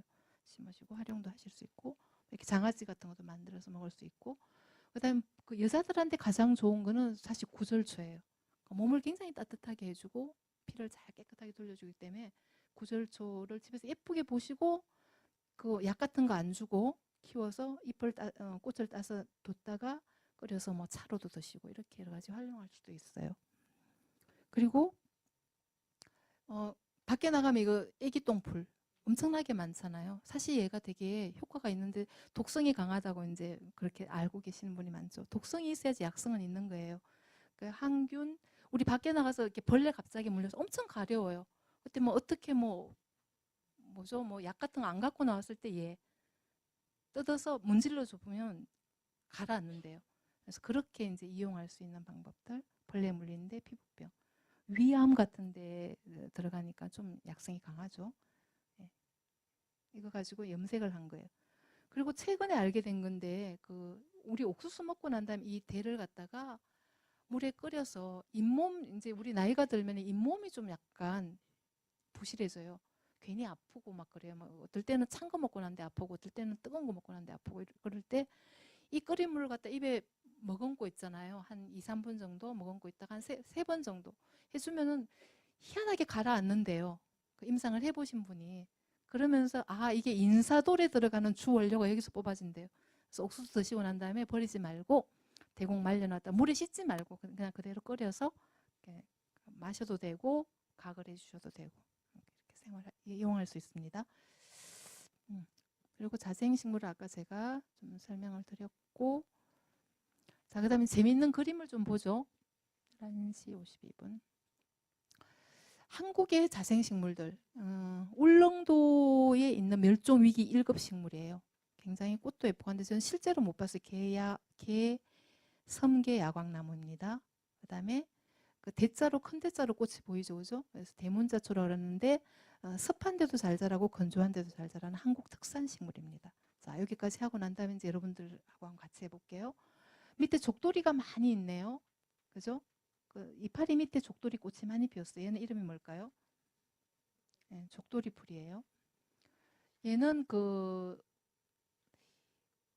가지는 3개인데 잎은 9장이에요. 그러니까 가지 하나에 잎이 3장씩 붙어 있어요. 3장. 가지 3개, 삼지, 잎이 9장, 구엽. 그러니까 삼지 구엽초예요.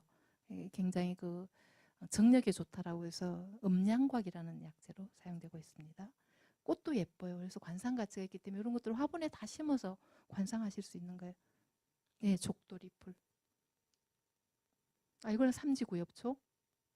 그 다음에 얘는 강아지가 먹으면 약간 환각작용을 일으켜서 깽깽거리고 돌아다닌다 해서 이름이 붙었어요. 깽깽이 풀이에요. 깽깽이 풀. 그 다음에 너무 이쁜 초롱이죠. 초롱꽃이에요. 네. 그 다음에 초롱 중에서도 금강산 쪽에 많이 났다 해서 금강초롱이고요. 강원도 쪽에 많이 나는 자생식물이에요. 뭐죠? 동자꽃이에요. 네. 그다음 지금 산에 가면 많이 이거는 벌개미치네요. 벌개미치는 조금 여름 쪽에 많이 피고 산에 가면 지금 쑥부쟁이가 많이 있더라고요. 그다음에 산국이에요. 그다음에 아까 쟤는 음력 9월 9일에 꺾으면 가장 약효가 좋다 해서 이름 붙였어요. 구절초. 네. 그다음에 얘는 쌈 싸먹어도 좋고 지금 이거에 대해서 굉장히 많이 나오던데 모위대 같은 것도 얘는 털모위예요. 털모위인데 그냥 일반 모위도 우리가 가정에서 쉽게 기를 수 있는 그런 식물이죠. 그 다음에 뻐꾹채예요. 그다음에 얘가 아까 제가 뭐라 그랬죠? 꽁의 비름인데 큰 꽁의 비름이. 예, 큰 꽁의 비름. 좀 더 화려하다 그랬죠. 그래서 꽃이 너무 예뻐요. 스카비오스라는 솔채꽃이에요. 단정한 소녀의 그 머리 따은 모습 같죠? 예, 그죠? 금낭화. 그 다음에 굉장히 쓴 풀이에요. 보통 쓴 것들을 위에 되게 좋대요. 쟤도 아마 위장약으로 쓸 것 같아요. 우리가 많이 먹는 민들레 이파리 이런 거 되게 쓰잖아요, 그죠? 위에 좋다 그러죠? 용담이에요. 그 곰의 쓸개는 뭐라 그러죠? 네, 옹담. 네, 얘는 용담. 그다음에 여기가 레이스 같이 하늘하늘하게 굉장히 예쁜 연꽃이에요. 그래서 이름이 어리연꽃이에요.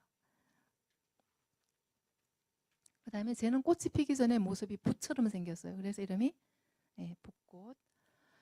얘는 쪼롱쪼롱 소리가 날 것 같죠? 콤발라리아 은방울꽃입니다. 그 외국에 가면 요거 부케, 신부 부케에 많이 쓰고 있어요. 그 다음에 우리나라 자생식물 얼레지. 그 다음에 모든 백합 그 많은 교배종들의 원종이었어요. 그래서 외국 사람들이 여기 굉장히 많이 주목하고 있어요. 우리나라 원추리에. 원추리. 나물로 먹기도 하죠.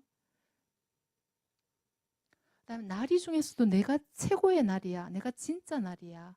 타이거 릴리라고도 하면 참나리예요. 참나리. 그다음에 이제 절에 다니시는 분들은 그 공양을 하는데 4월 초파일 가니까 저는 어머니 따라서 4월 초파일 절에 한번 가봤는데 쌀을 들고 가시더라고요. 가셨는데 그 쌀을 받으셔갖고요. 그걸 다시 가고 밑에서 다시 파셔요. 제가 그걸 보고 깜짝 놀랐어요. 그래서 공양 중에 쌀 공양은 별로 도움이 안 되겠다라는 생각을 했고 공양 중에 제일 어떤 공양은 꽃 공양이에요. 꽃 공양.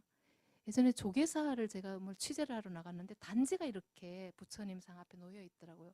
스님 저 빈 단지는 뭐 하는 거예요? 그랬더니 자기가 얼굴이 좀 못생겼다고 생각하는 사람이 꽃을 가져와서 저기 꽂으면 이뻐지는 그런 항아리래요.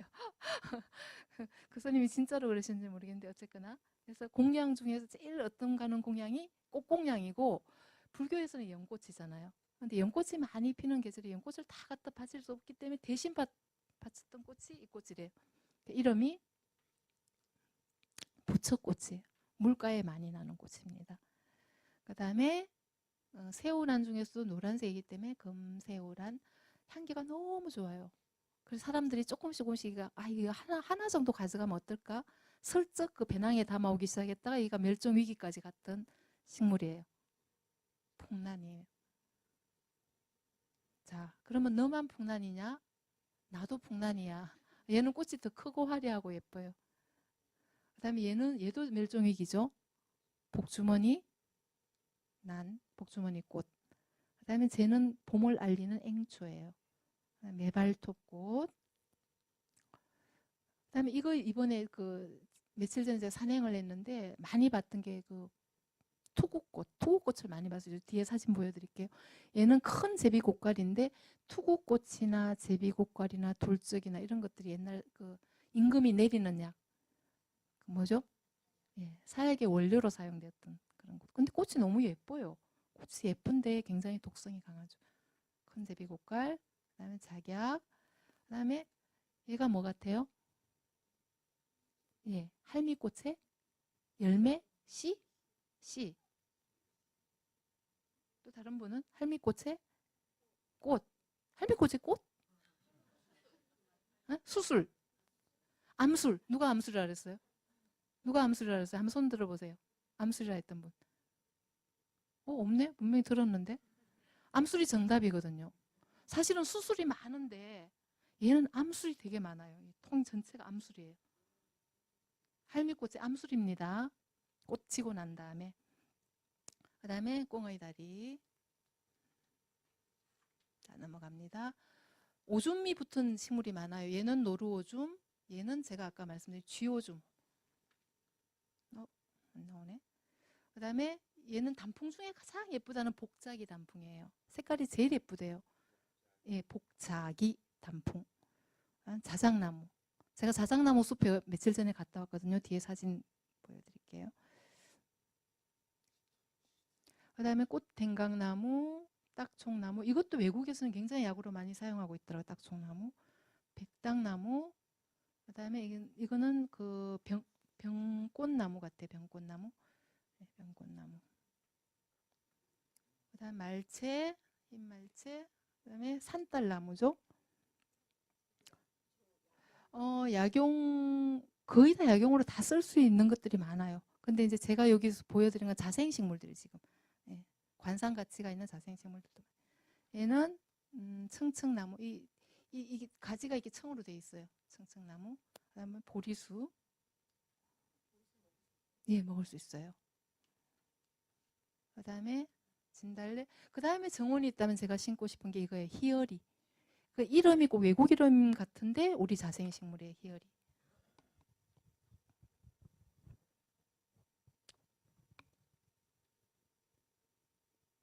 이른 봄에 꽃이 피고요. 잎도 굉장히 예쁘고 수피도 단정하고 단풍도 예뻐요. 그러니까 봄, 여름, 가을 계속 볼 것이 있는 그런 나무예요. 희열이 나무. 우리 자생식물요.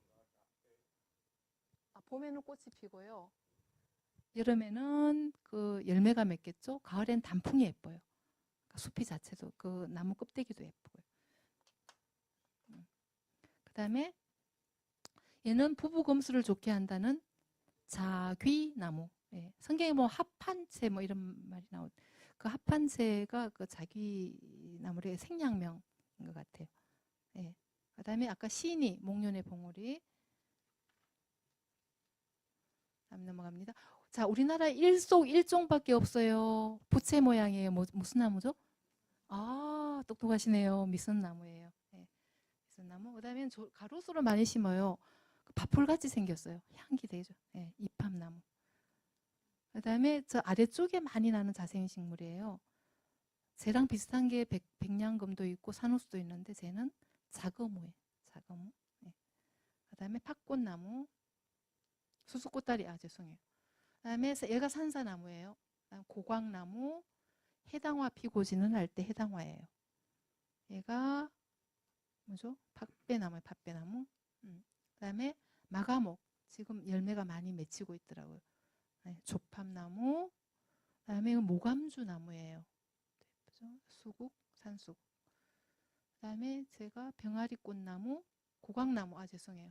떼죽나무, 쪽동백, 동백. 그래서 활용법은 이제 여러분이 가진 정원이나 베란다나 텃밭이나 공공정원이나 아까 제가 말씀드린 각 센터나 이런데 여러 가지 이런 걸 활용을 할 수 있다는 것. 그다음 자생식물 실내 재배예요. 한 5분만 쉬었다 할까요? 예, 예. 자, 아까 어떤 선생님이 이렇게 물어보셨어요. 그러면 정원 가꾸기는 왜 안 하세요? 라고 말씀하셨는데 빨리 훑어보고 넘어갈게요. 실내 식물을 자생 식물을 실내에서 재배할 때 여러 가지 효과가 있지만 가장 저는 지금 중요한 게 이 스트레스 완화 같아요. 스트레스 완화. 그다음에 넘어갑니다.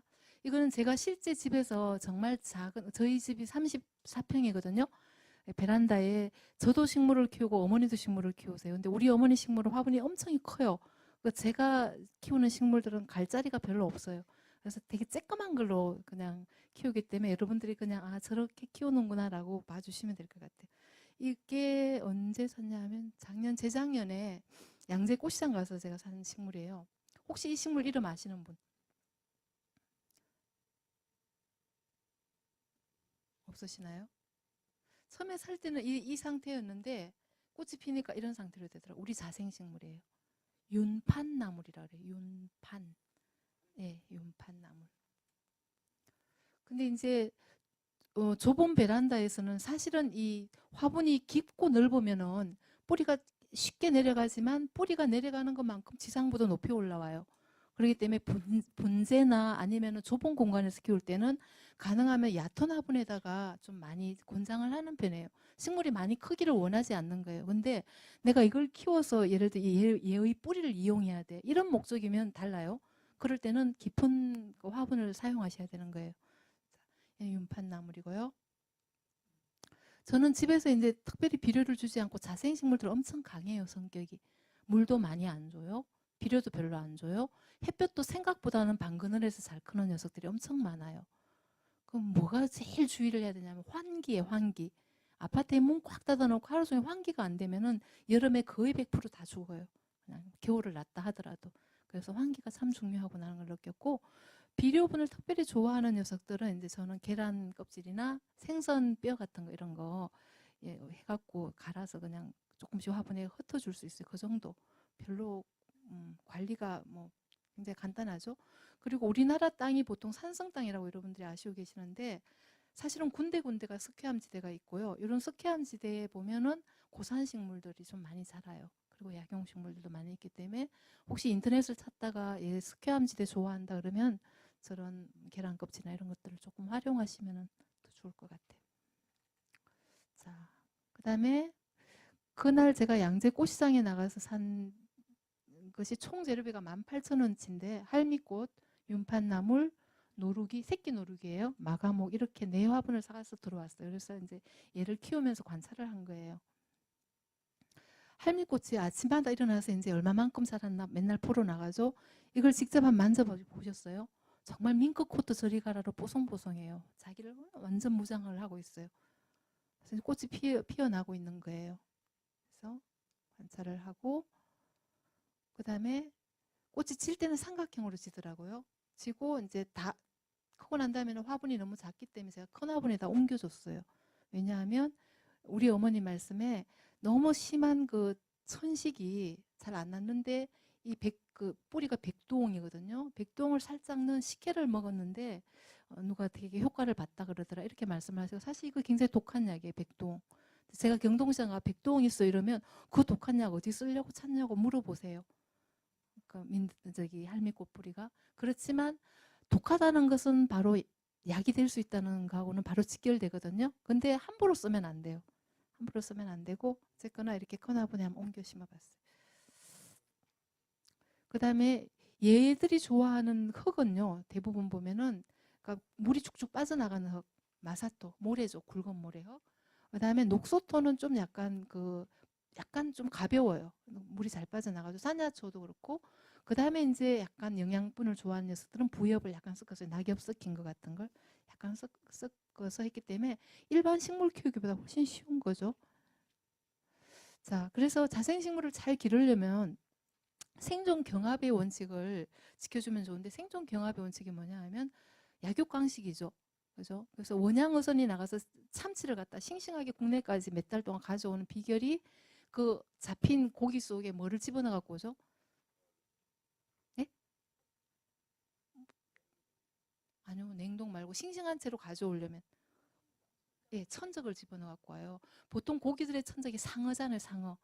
상어를 그 잡힌 고기 속에 같이 넣어 갖고 오면 얘들이 잡힌 것도 억울한데 그 속에서 또 죽으면 너무 억울하잖아. 그래서 안 죽으려고 막 헤엄치다 보면은 싱싱하게 해서 국내까지 들어온대요. 그 원리예요. 천적을 이용하는 원리. 식물도 마찬가지예요. 있는 대로 다 키워주려면은 사실은 환기도 안 되고 병도 많이 생기는데 쳐줄 거는 가지도 좀 쳐주고 이파리도 좀 따주고 하는 그런 게 좀 필요해요. 그리고 사람도 마찬가지예요. 사람도 저는 그 어머님이랑 시어머님이랑 같이 사는데 우리 시댁 식구들은 사실 저한테 굉장히 고마운 천적이에요. 왜냐하면 저를 되게 힘들게 하기도 하지만 제가 만약에 어머니가 안 계셨다면 지금 푹 퍼져갖고 집에서 설거지거리 이만큼 쌓아놓고 내가 하고 싶은 걸 랄랄라 하고 있을 거예요. 근데 어머니가 한 게 계셨기 때문에 설거지도 부지런히 하고 제가 쫓아나오다 보니까 여기까지 온 거예요. 지금까지. 그래서 저는 어머니가 참 고마운 천적이라고 늘 생각을 합니다.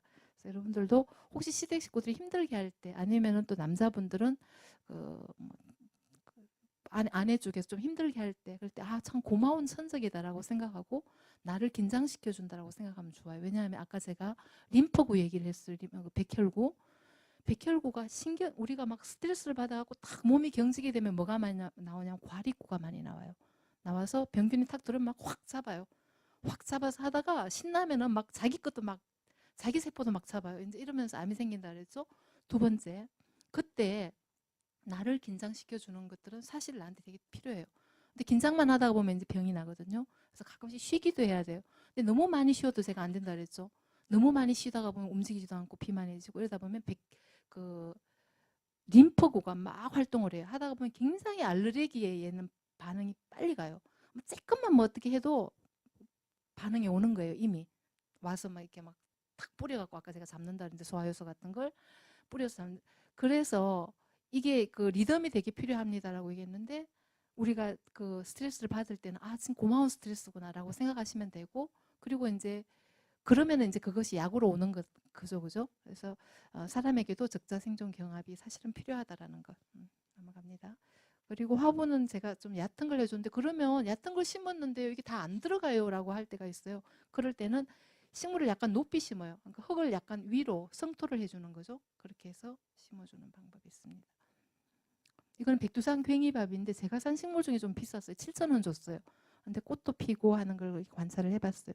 그래서 집에서 꽃을 피웠거든요. 새끼 노루기인데 너무 예쁜 거예요. 제가 이 사진을 찍어갖고 얼마나 잘 사용하고 있는지 몰라요. 하얀색. 근데 어느 날 이 꽃이 예쁜 꽃이 피고 있다 이제 잎이 나오기 시작을 했어요. 잎이 이렇게 예뻐요. 잎이 나오니까 꽃이 갑자기 밑으로 탁 내려앉더라고요. 되게 신기했어요. 왜 그랬을까? 응? 이때까지 꽃이 이렇게 피어 있었거든요. 피어 있다가 잎이 나오기 시작하니까 꽃이 탁 밑으로 내려와요. 그러니까 내가 주인공인 시대는 이제 끝이고 이제 네가 주인공이야. 예, 라고 낮춰주는 것 같았어요. 제가 볼 때는 꽃에게 배우고 지나가죠. 예, 예. 누르기들, 연판나물 피는 모습들. 그리고 아까 앞에 봤는 이게 바람꽃인데 얘도 향기가 너무 좋아서 집에서 좀 키웠으면 하고 권장해드리고 싶은 식물입니다. 그다음에 고산냉인데 확실히 맛있는 것은 벌레가 많이 끼어요. 그래서 저는 진딧물을 어떻게 잡았냐 하면 그 스프레이 그 통에다가 퐁퐁 한 방울만 넣고 막 흔들어서 이 정도는 충분히 한두 번 해주면 다 없어져요. 근데 이제 넓은 밭에서는 그거 불가능하죠. 네, 집에서는. 음. 그리고 이제 작은 공간에서 이제 식물을 키우는 방법은 길들을 조성하는 거예요. 그러니까 한 화분에 저는 굉장히 여러 가지 식물을 같이 심었어요. 근데 얘들끼리 잘 어울리는 것도 있고 어떤 식물은 같이 어울려서 못 살아요. 그러니까는 자기가 혼자 있든지 남하고 같이 있는 게 되게 싫어하는 식물들인데 대부분 보면 그래도 잘 어울려서 사는 식물들을 찾아서 길들을 조성해주면 이 속에 덩굴도 꽃이 피고 단풍도 오고 뭐 보면은 꽃이 피고 작은 정원을 또 만들 수 있는 거죠. 화분 하나를 이용해서. 또 마찬가지고요. 이건 제 작은 정원이에요. 정원인데 이 속에 그래도 들어갈 거 많이 들어가서 파슬리, 그다음에 뭐죠 양모밀, 그다음에 흰 민들레, 곰보배추, 그다음 실부추 이렇게 해서 요리할 때 제가 여기서 몇 번 써먹었어요. 계란찜 할 때 쓰기도 하고 이렇게 활용할 수 있는 거죠. 무궁화예요. 자, 실내에서 무궁화 재배 가능할까? 많은 분들이 불가능하다고 얘기하고 진딧물 많이 끼인다라고 저한테 얘기를 해줬는데 첫 해에는 무궁화를 제가 세 그루를 샀는데 2015년이거든요. 진딧물이 하나도 안 끼었어요. 하나도 안 끼었어요. 근데 올해는 정말 많이 진딧물이 끼었어요. 그래서 과연 이걸 꽃을 피울 수 있을까 궁금할 정도로. 그래서 아까 제가 말씀드린 퐁퐁으로 일단 해봤는데 처리가 안 돼요. 일단은 너무 번쩍이 돼요. 그래서 그 다음에 들어간 게 목초액이었어요.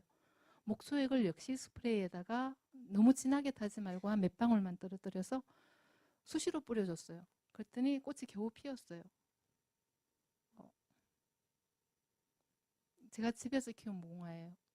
여러분들이 보기에는 별 볼 것 없지만 저는 너무 좋았어요. 내 베란다에서 무궁화를 꽃 피운다는 것이 정말 가슴 설레는 일이네. 그러니까 이렇게 비집고서 꽃이 핀 방법이에요.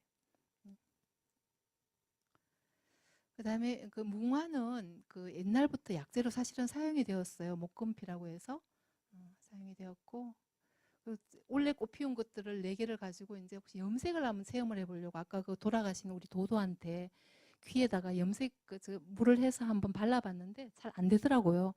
원래 동물성 견이나 이런 것이 면이나 이런 것보다 훨씬 염색이 잘 되거든요. 단백질이기 때문에. 근데 너무 작아서 그랬는지 얘를 따라가고 한번 해봤는데 염색이 잘 안 됐어요. 근데 뭐 무궁화 염색 체험 이러면서 요즘 많이 나오고 무좀 치료약으로 무궁화가 나와요. 근데 이거 그 풀무원 식품 녹십자 거기에서 치선액이라는 무좀액이 나오는데 그 무좀약이 어디서 나오냐면 이 무궁화에서 나왔어요. 약으로 개발이 되고 있죠. 그다음에 화장품 원료로도 많이 들어가요, 무궁화가. 그리고 차로 하면 이렇게 예쁜데 이게 우리나라 종이 아니에요. 우리는 히비스쿠스 시리아쿠스라는 종인데 얘는 히비스쿠스 쌉다리파라는 종이에요. 그러니까 종이 약간 틀리는데 꽃이 떨어지고 난 꽃받침을 가지고 차를 만들면 정말 빨갛고 맛이 새콤하고 우리가 하이비스커스 티라 그러면서 여러분들 시중에 나가면 사서 드실 수 있어요. 너무 맛있어요. 같은 계통 무궁화인데도 이렇게 종류가 다르더라고요. 요런 꽃이에요. 그래서 제가 무궁화 집안들을 한번 조사해봤어요. 그러면 얘들 집안에는 도대체 어떤 꽃들이 있지? 해봤더니 이렇게 많은 집안 꽃이 있어요. 얘가 닭풀이에요. 우리 한지 만들 때 이게는 풀이 여기 닭풀에서 나와요. 무궁화과예요. 얘가 황근이라 그래서 노랑 무궁화예요. 황근. 집에서 한 그루 키우고 있는데 이파리가 너무 예뻐요. 아직 꽃은 안 피웠는데 잎이 너무 예쁘더라고요. 그다음에 얘가 오크라예요. 오크라인데 열매가 이렇게 뾰족하게 로켓같이 생겼는데 딱 자르면 안에 꽃무늬가 있거든요. 피클 담을 때도 좋고 반찬으로도 많이 사용하고 텃밭에 한두 그루 심으면 꽃도 예쁘게 보실 수 있고 열매도 활용하실 수 있어요. 오크라. 그다음에 얘가 당아욱이에요. 그다음에 부용이에요. 부용은 그 삼국지에 보면 정말 예쁜 여인을 표현할 때 부용 같다 이렇게 표현을 했더라고요. 꽃이 크고 예쁘죠. 수박풀이에요. 우리가 먹는 수박은 아니고 얘 이름이 수박풀이에요. 그다음에 접시꽃이에요. 얘들이 다 무궁화와 같은 히비스쿠스 속이에요. 같은 속이에요. 자, 그리고 제가 집에서 키워본 것 중에 좋았던 게 보리지. 보리지는 항우울제며 피부병이 될 수 있는데 꽃을 따서 저는 물에다가 여름에 로즈마리나 이 보리지 꽃 한두 개 띄워서 마시면 보기에도 예쁘고 향도 나고 그래서 되게 좋았던 것 같아요. 그리고 하나 또 권해주고 싶은 게 이 마조람이라는 식물인데요. 이게 그 성경책에 보면은 우슬초로 나를 정결하게 하소서 이런 말이 나와요. 그래서 많은 사람들이 우슬초가 쇠무릎이라고 우겼는데 쇠무릎이 아니고 이스라엘 통곡의 벽에 가면 이 식물이 그 돌틈 사이사이에 있대요. 근데 이 향기가 너무 좋더라고요. 제가 지금 너무 좋다는 향기가 목서하고 서향하고 그다음에 이 마조람 향기. 근데 이거 화분 한 포트 한 2, 3천 원 주면은 사실 수 있어요. 근데 잘 번지고 꽃향기도 좋고 이거 나중에 이렇게 잘라놨다가 말려서 차로도 드실 수 있고 살균력이 강하기 때문에 목욕하실 때 뭐 쓰실 수도 있고 굉장히 많이 사용하실 수 있을 것 같아요. 항바이러스에도 좋아요. 항바이러스. 원산지는 지중해 원산이지만 지금 국내에서 쉽게 구할 수 있는 꽃입니다. 마조람. 제가 집에서 공간이 너무 없기 때문에 이제 이런 식으로 식물을 좀 한번 키워봤는데 지금 거의 다 멸종이에요. 관리를 못 해갖고 많이 죽였습니다, 여름에. 그리고 이제 갖고 싶은 실내종을 이렇게 해서 그 휴식을 할 수 있는 것, 그다음에 향기가 나는 것, 맛으로 먹는 것, 예쁜 것, 그리고 이제 뭐 치료 효과가 있는 것 이렇게 해서 한번 쭉 모아봤어요. 꽃 얼굴만 하면 이렇게 모아져요. 이렇게 해서 제 정원을 이제 작은 공간에다가 길들을 조성해서 한번 심어볼 수 있는 거죠. 예. 그리고 며칠 전에 제가 원대리 자작나무 숲을 다녀왔어요. 가서 발견한 꽃이 향유하고 꽃향유예요. 향유는 우리나라 그 향유라는 약재죠, 그죠? 그다음 꽃향유도 지금 실험을 많이 하고 있는데 얘도 그 뭐죠? 저기에 좋다. 정신적인 증상 같은데 좋다고 나와 있어요. 그래서 이런 것들은 텃밭이 있으면 좀 많이 심으시면 좋겠다라는 생각을 해서 제가 사진에 담아봤습니다. 향유, 꽃향유. 그다음에 알록제비꽃이 눈에 보였어요. 그 강원도 원대리 쪽에. 그리고 삽주예요. 아까 말씀드린 삽주가 이게 좀 보기가 힘드는데 눈에 딱 보여갖고 사진을 한번 찍어봤어요. 국화가입니다.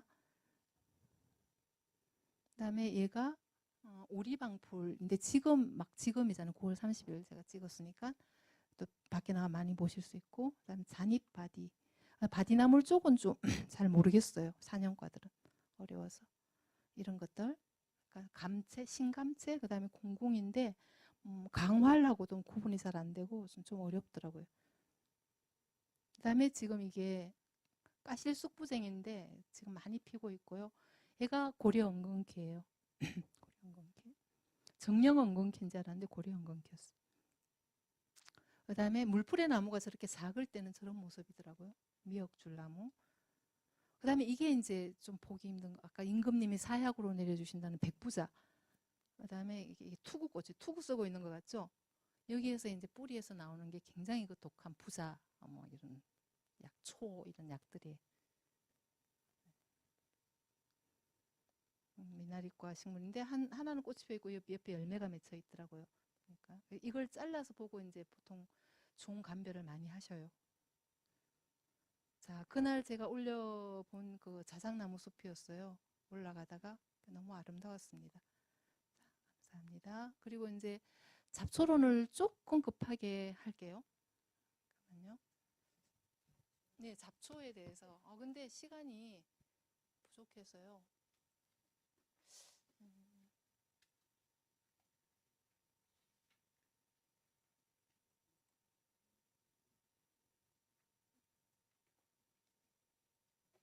좀 빨리 넘어가겠습니다.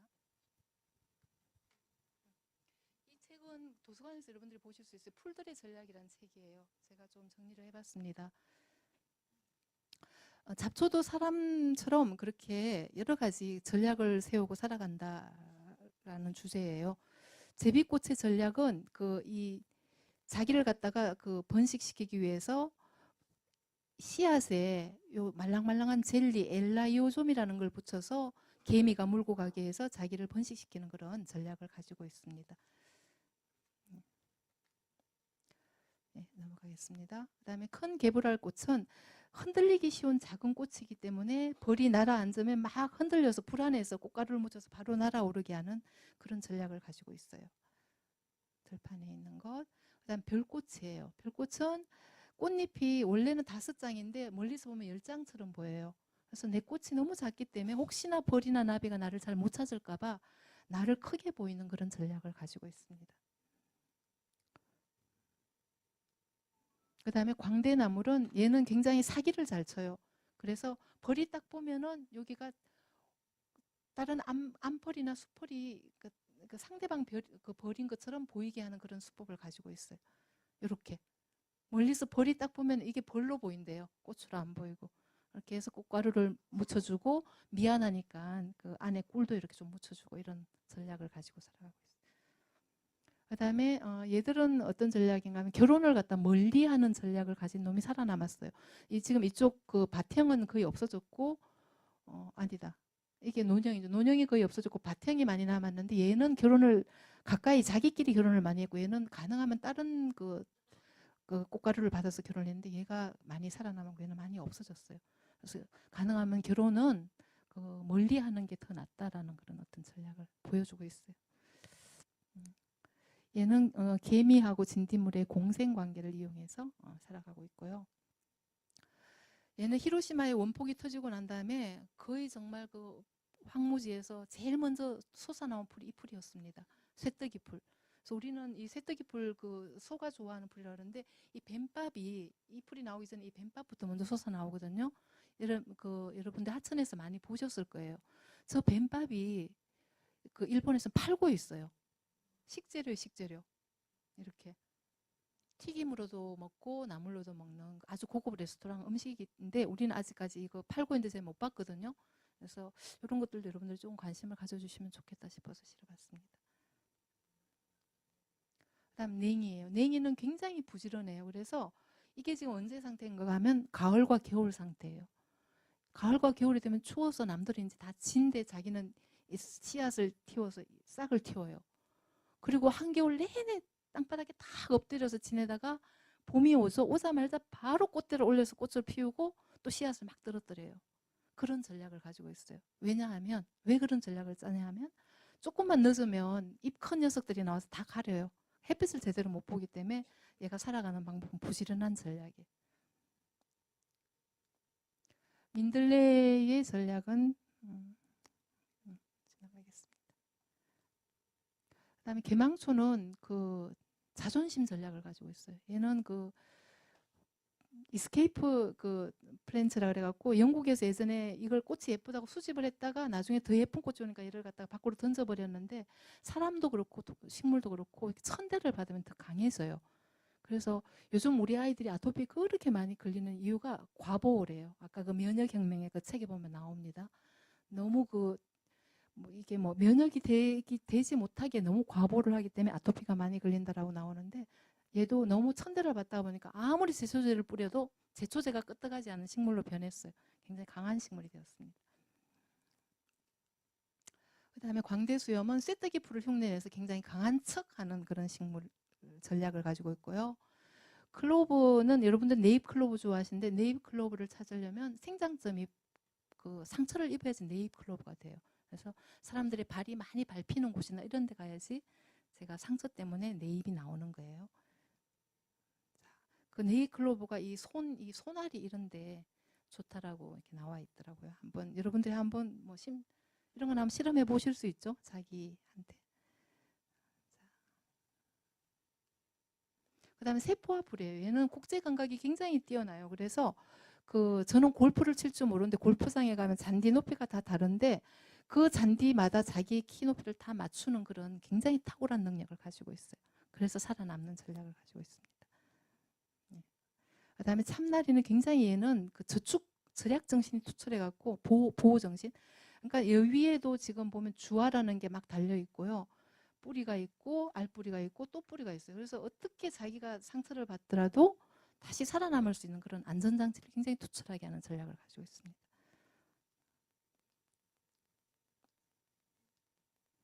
질경이는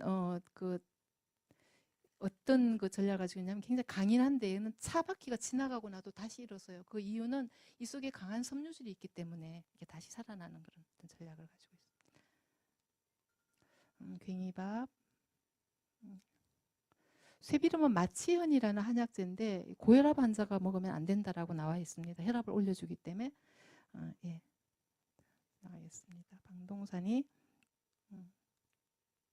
땅빈대, 뭐 비단풀 혹은 지검초라는 약재명인데 췌장암이나 뇌암 같은 굉장히 고치기 힘든 병을 고쳤다라고 인터넷에 많이 뜨기는 해요. 그렇다면 아마 독성이 굉장히 강할 거예요. 그래서 이런 독성이 강한 약재는 함부로 사용하지 말고 가능하면 한의사 선생님들의 그 지시를 받아서 사용하는 게 좋을 것 같습니다. 얘는 땅을 기기 때문에 파턴으로서 그 개미를 활용하는 그런 전략을 가지고 있죠. 다의장풀, 네, 발행이, 바나, 피, 지나갈게요. 강아지풀, 단풍잎 돼지풀도 아까 세포화풀이랑 같이 6m에서 몇 센티미터까지 자기 키를 조절할 수 있어요. 그러니까 생태계 교란 물질이라고 우리가 많이 얘기를 하는데 정말 가물 때 원래 비 많이 안 왔죠. 제가 텃밭을 할 때는 저는 잡초를 좀 남겨둬요. 남겨두면 얘들이 뿌리를 깊게 명아주나 이런 것들이 많이 나오잖아요. 깊게 내려갖고 물을 끌어올리면서 옆에 있는 작물들에게 도움을 줘요. 사실 그런 실험들이 좀 됐거든요. 미국에 있는 큰 옥수수밭에 그해 너무 가물었어요. 뭐 도저히 물을 줄 수가 없어요. 그럴 때 한쪽에는 그냥 전혀 그 물을 주지 않고 잡초도 제거하지 않고 이렇게 키웠고 한쪽은 잡초제를 막 뿌려서 키웠어요. 그래서 나중에 가을이 되어서 양쪽을 비교를 했어요. 잡초제를 막 줘서 뿌린 녀석과 풀하고 같이 키운 풀밭인지 옥수수밭인지 모르는 그런 쪽하고 비교를 했는데 수확량과 맛이 어느 쪽이 더 좋았냐면 잡초 있는 쪽이 더 좋았어요. 그 실험이 나오고 난 다음부터 사람들은 잡초를 그냥 함부로 다 뽑아 버려야만 하는 그런 풀은 아니구나라고 생각을 하시는데도 불구하고 텃밭에 가면 잡초를 못 보시는 분들이 엄청 많으세요. 뽑아야만 되는 그냥 타도할 물질로 그냥 보시는데 이 잡초론에 대해 좀 생각하시면은 가물 때는 오히려 도움이 될 수도 있구나라는 생각. 어저기 지나갑니다. 큰 달맞이 꽃은 그 밤에 나방이를 이용했고요. 칡은 굉장히 그 에너지 절약을 하는 식물이어서 얘가 지금 골치예요. 얘를 제거하는 직업이 따로 생겨야 돼요. 그 정도로 지금 생태계 교란 물질인데 낮에는 잎을 이렇게 덮고 자고 밤에는 잎을 아래로 접어서 자기 몸속에서 수분이 많이 빠져나가지 않게 에너지를 절약하는 그런 전략을 가지고 있습니다. 네. 그다음에 쑥, 마름은 물새를 이용한 전략. 개요동 꽃이 너무 예쁜데 사람이든 식물이든 너무 예쁘면 밖에서 많이 찝쩍거려요. 그래서 얘는 지독한 냄새를 피워서 접근을 못하게 하는 그런 전략을 가지고 있습니다. 망초는 이름 없는 풀인데 얘는 수확자예요. 정확하게 135도마다 한 장씩 잎이 붙어 있어요. 돌아가면서. 그 이유는 모두가 같이 햇볕을 골고루 받기 위해서 그렇게 하는 전략을 가지고 있습니다. 석산, 물달개비는 100만 달러 잡초라는 이름이 붙어 있는데 그 이유는 100만 달러를 들여도 제거가 안 될 정도로 번식력이 강한 잡초이기 때문에 그렇습니다. 물달개비. 그다음에 엽기, 억새. 억새랑 갈대랑 잘 구분을 못하는데 지금 피고 있는 굉장히 그 햇볕에 하얗게 반짝이는 게 대부분 억새예요. 참억새, 물억새들이고 그다음에 먼지털이 같이 약간 시커멓게 크게 피는 게 갈대예요. 근데 이름이 거꾸로 붙은 것 같아요. 엄청 억새일 것 같은 억새는 가냘프고 엄청 가냘플 것 같은 갈대는 엄청 억새거든요. 그래서 그렇게 구분을 해주시면 좀 쉬울 것 같습니다. 자, 이상입니다. 고맙습니다.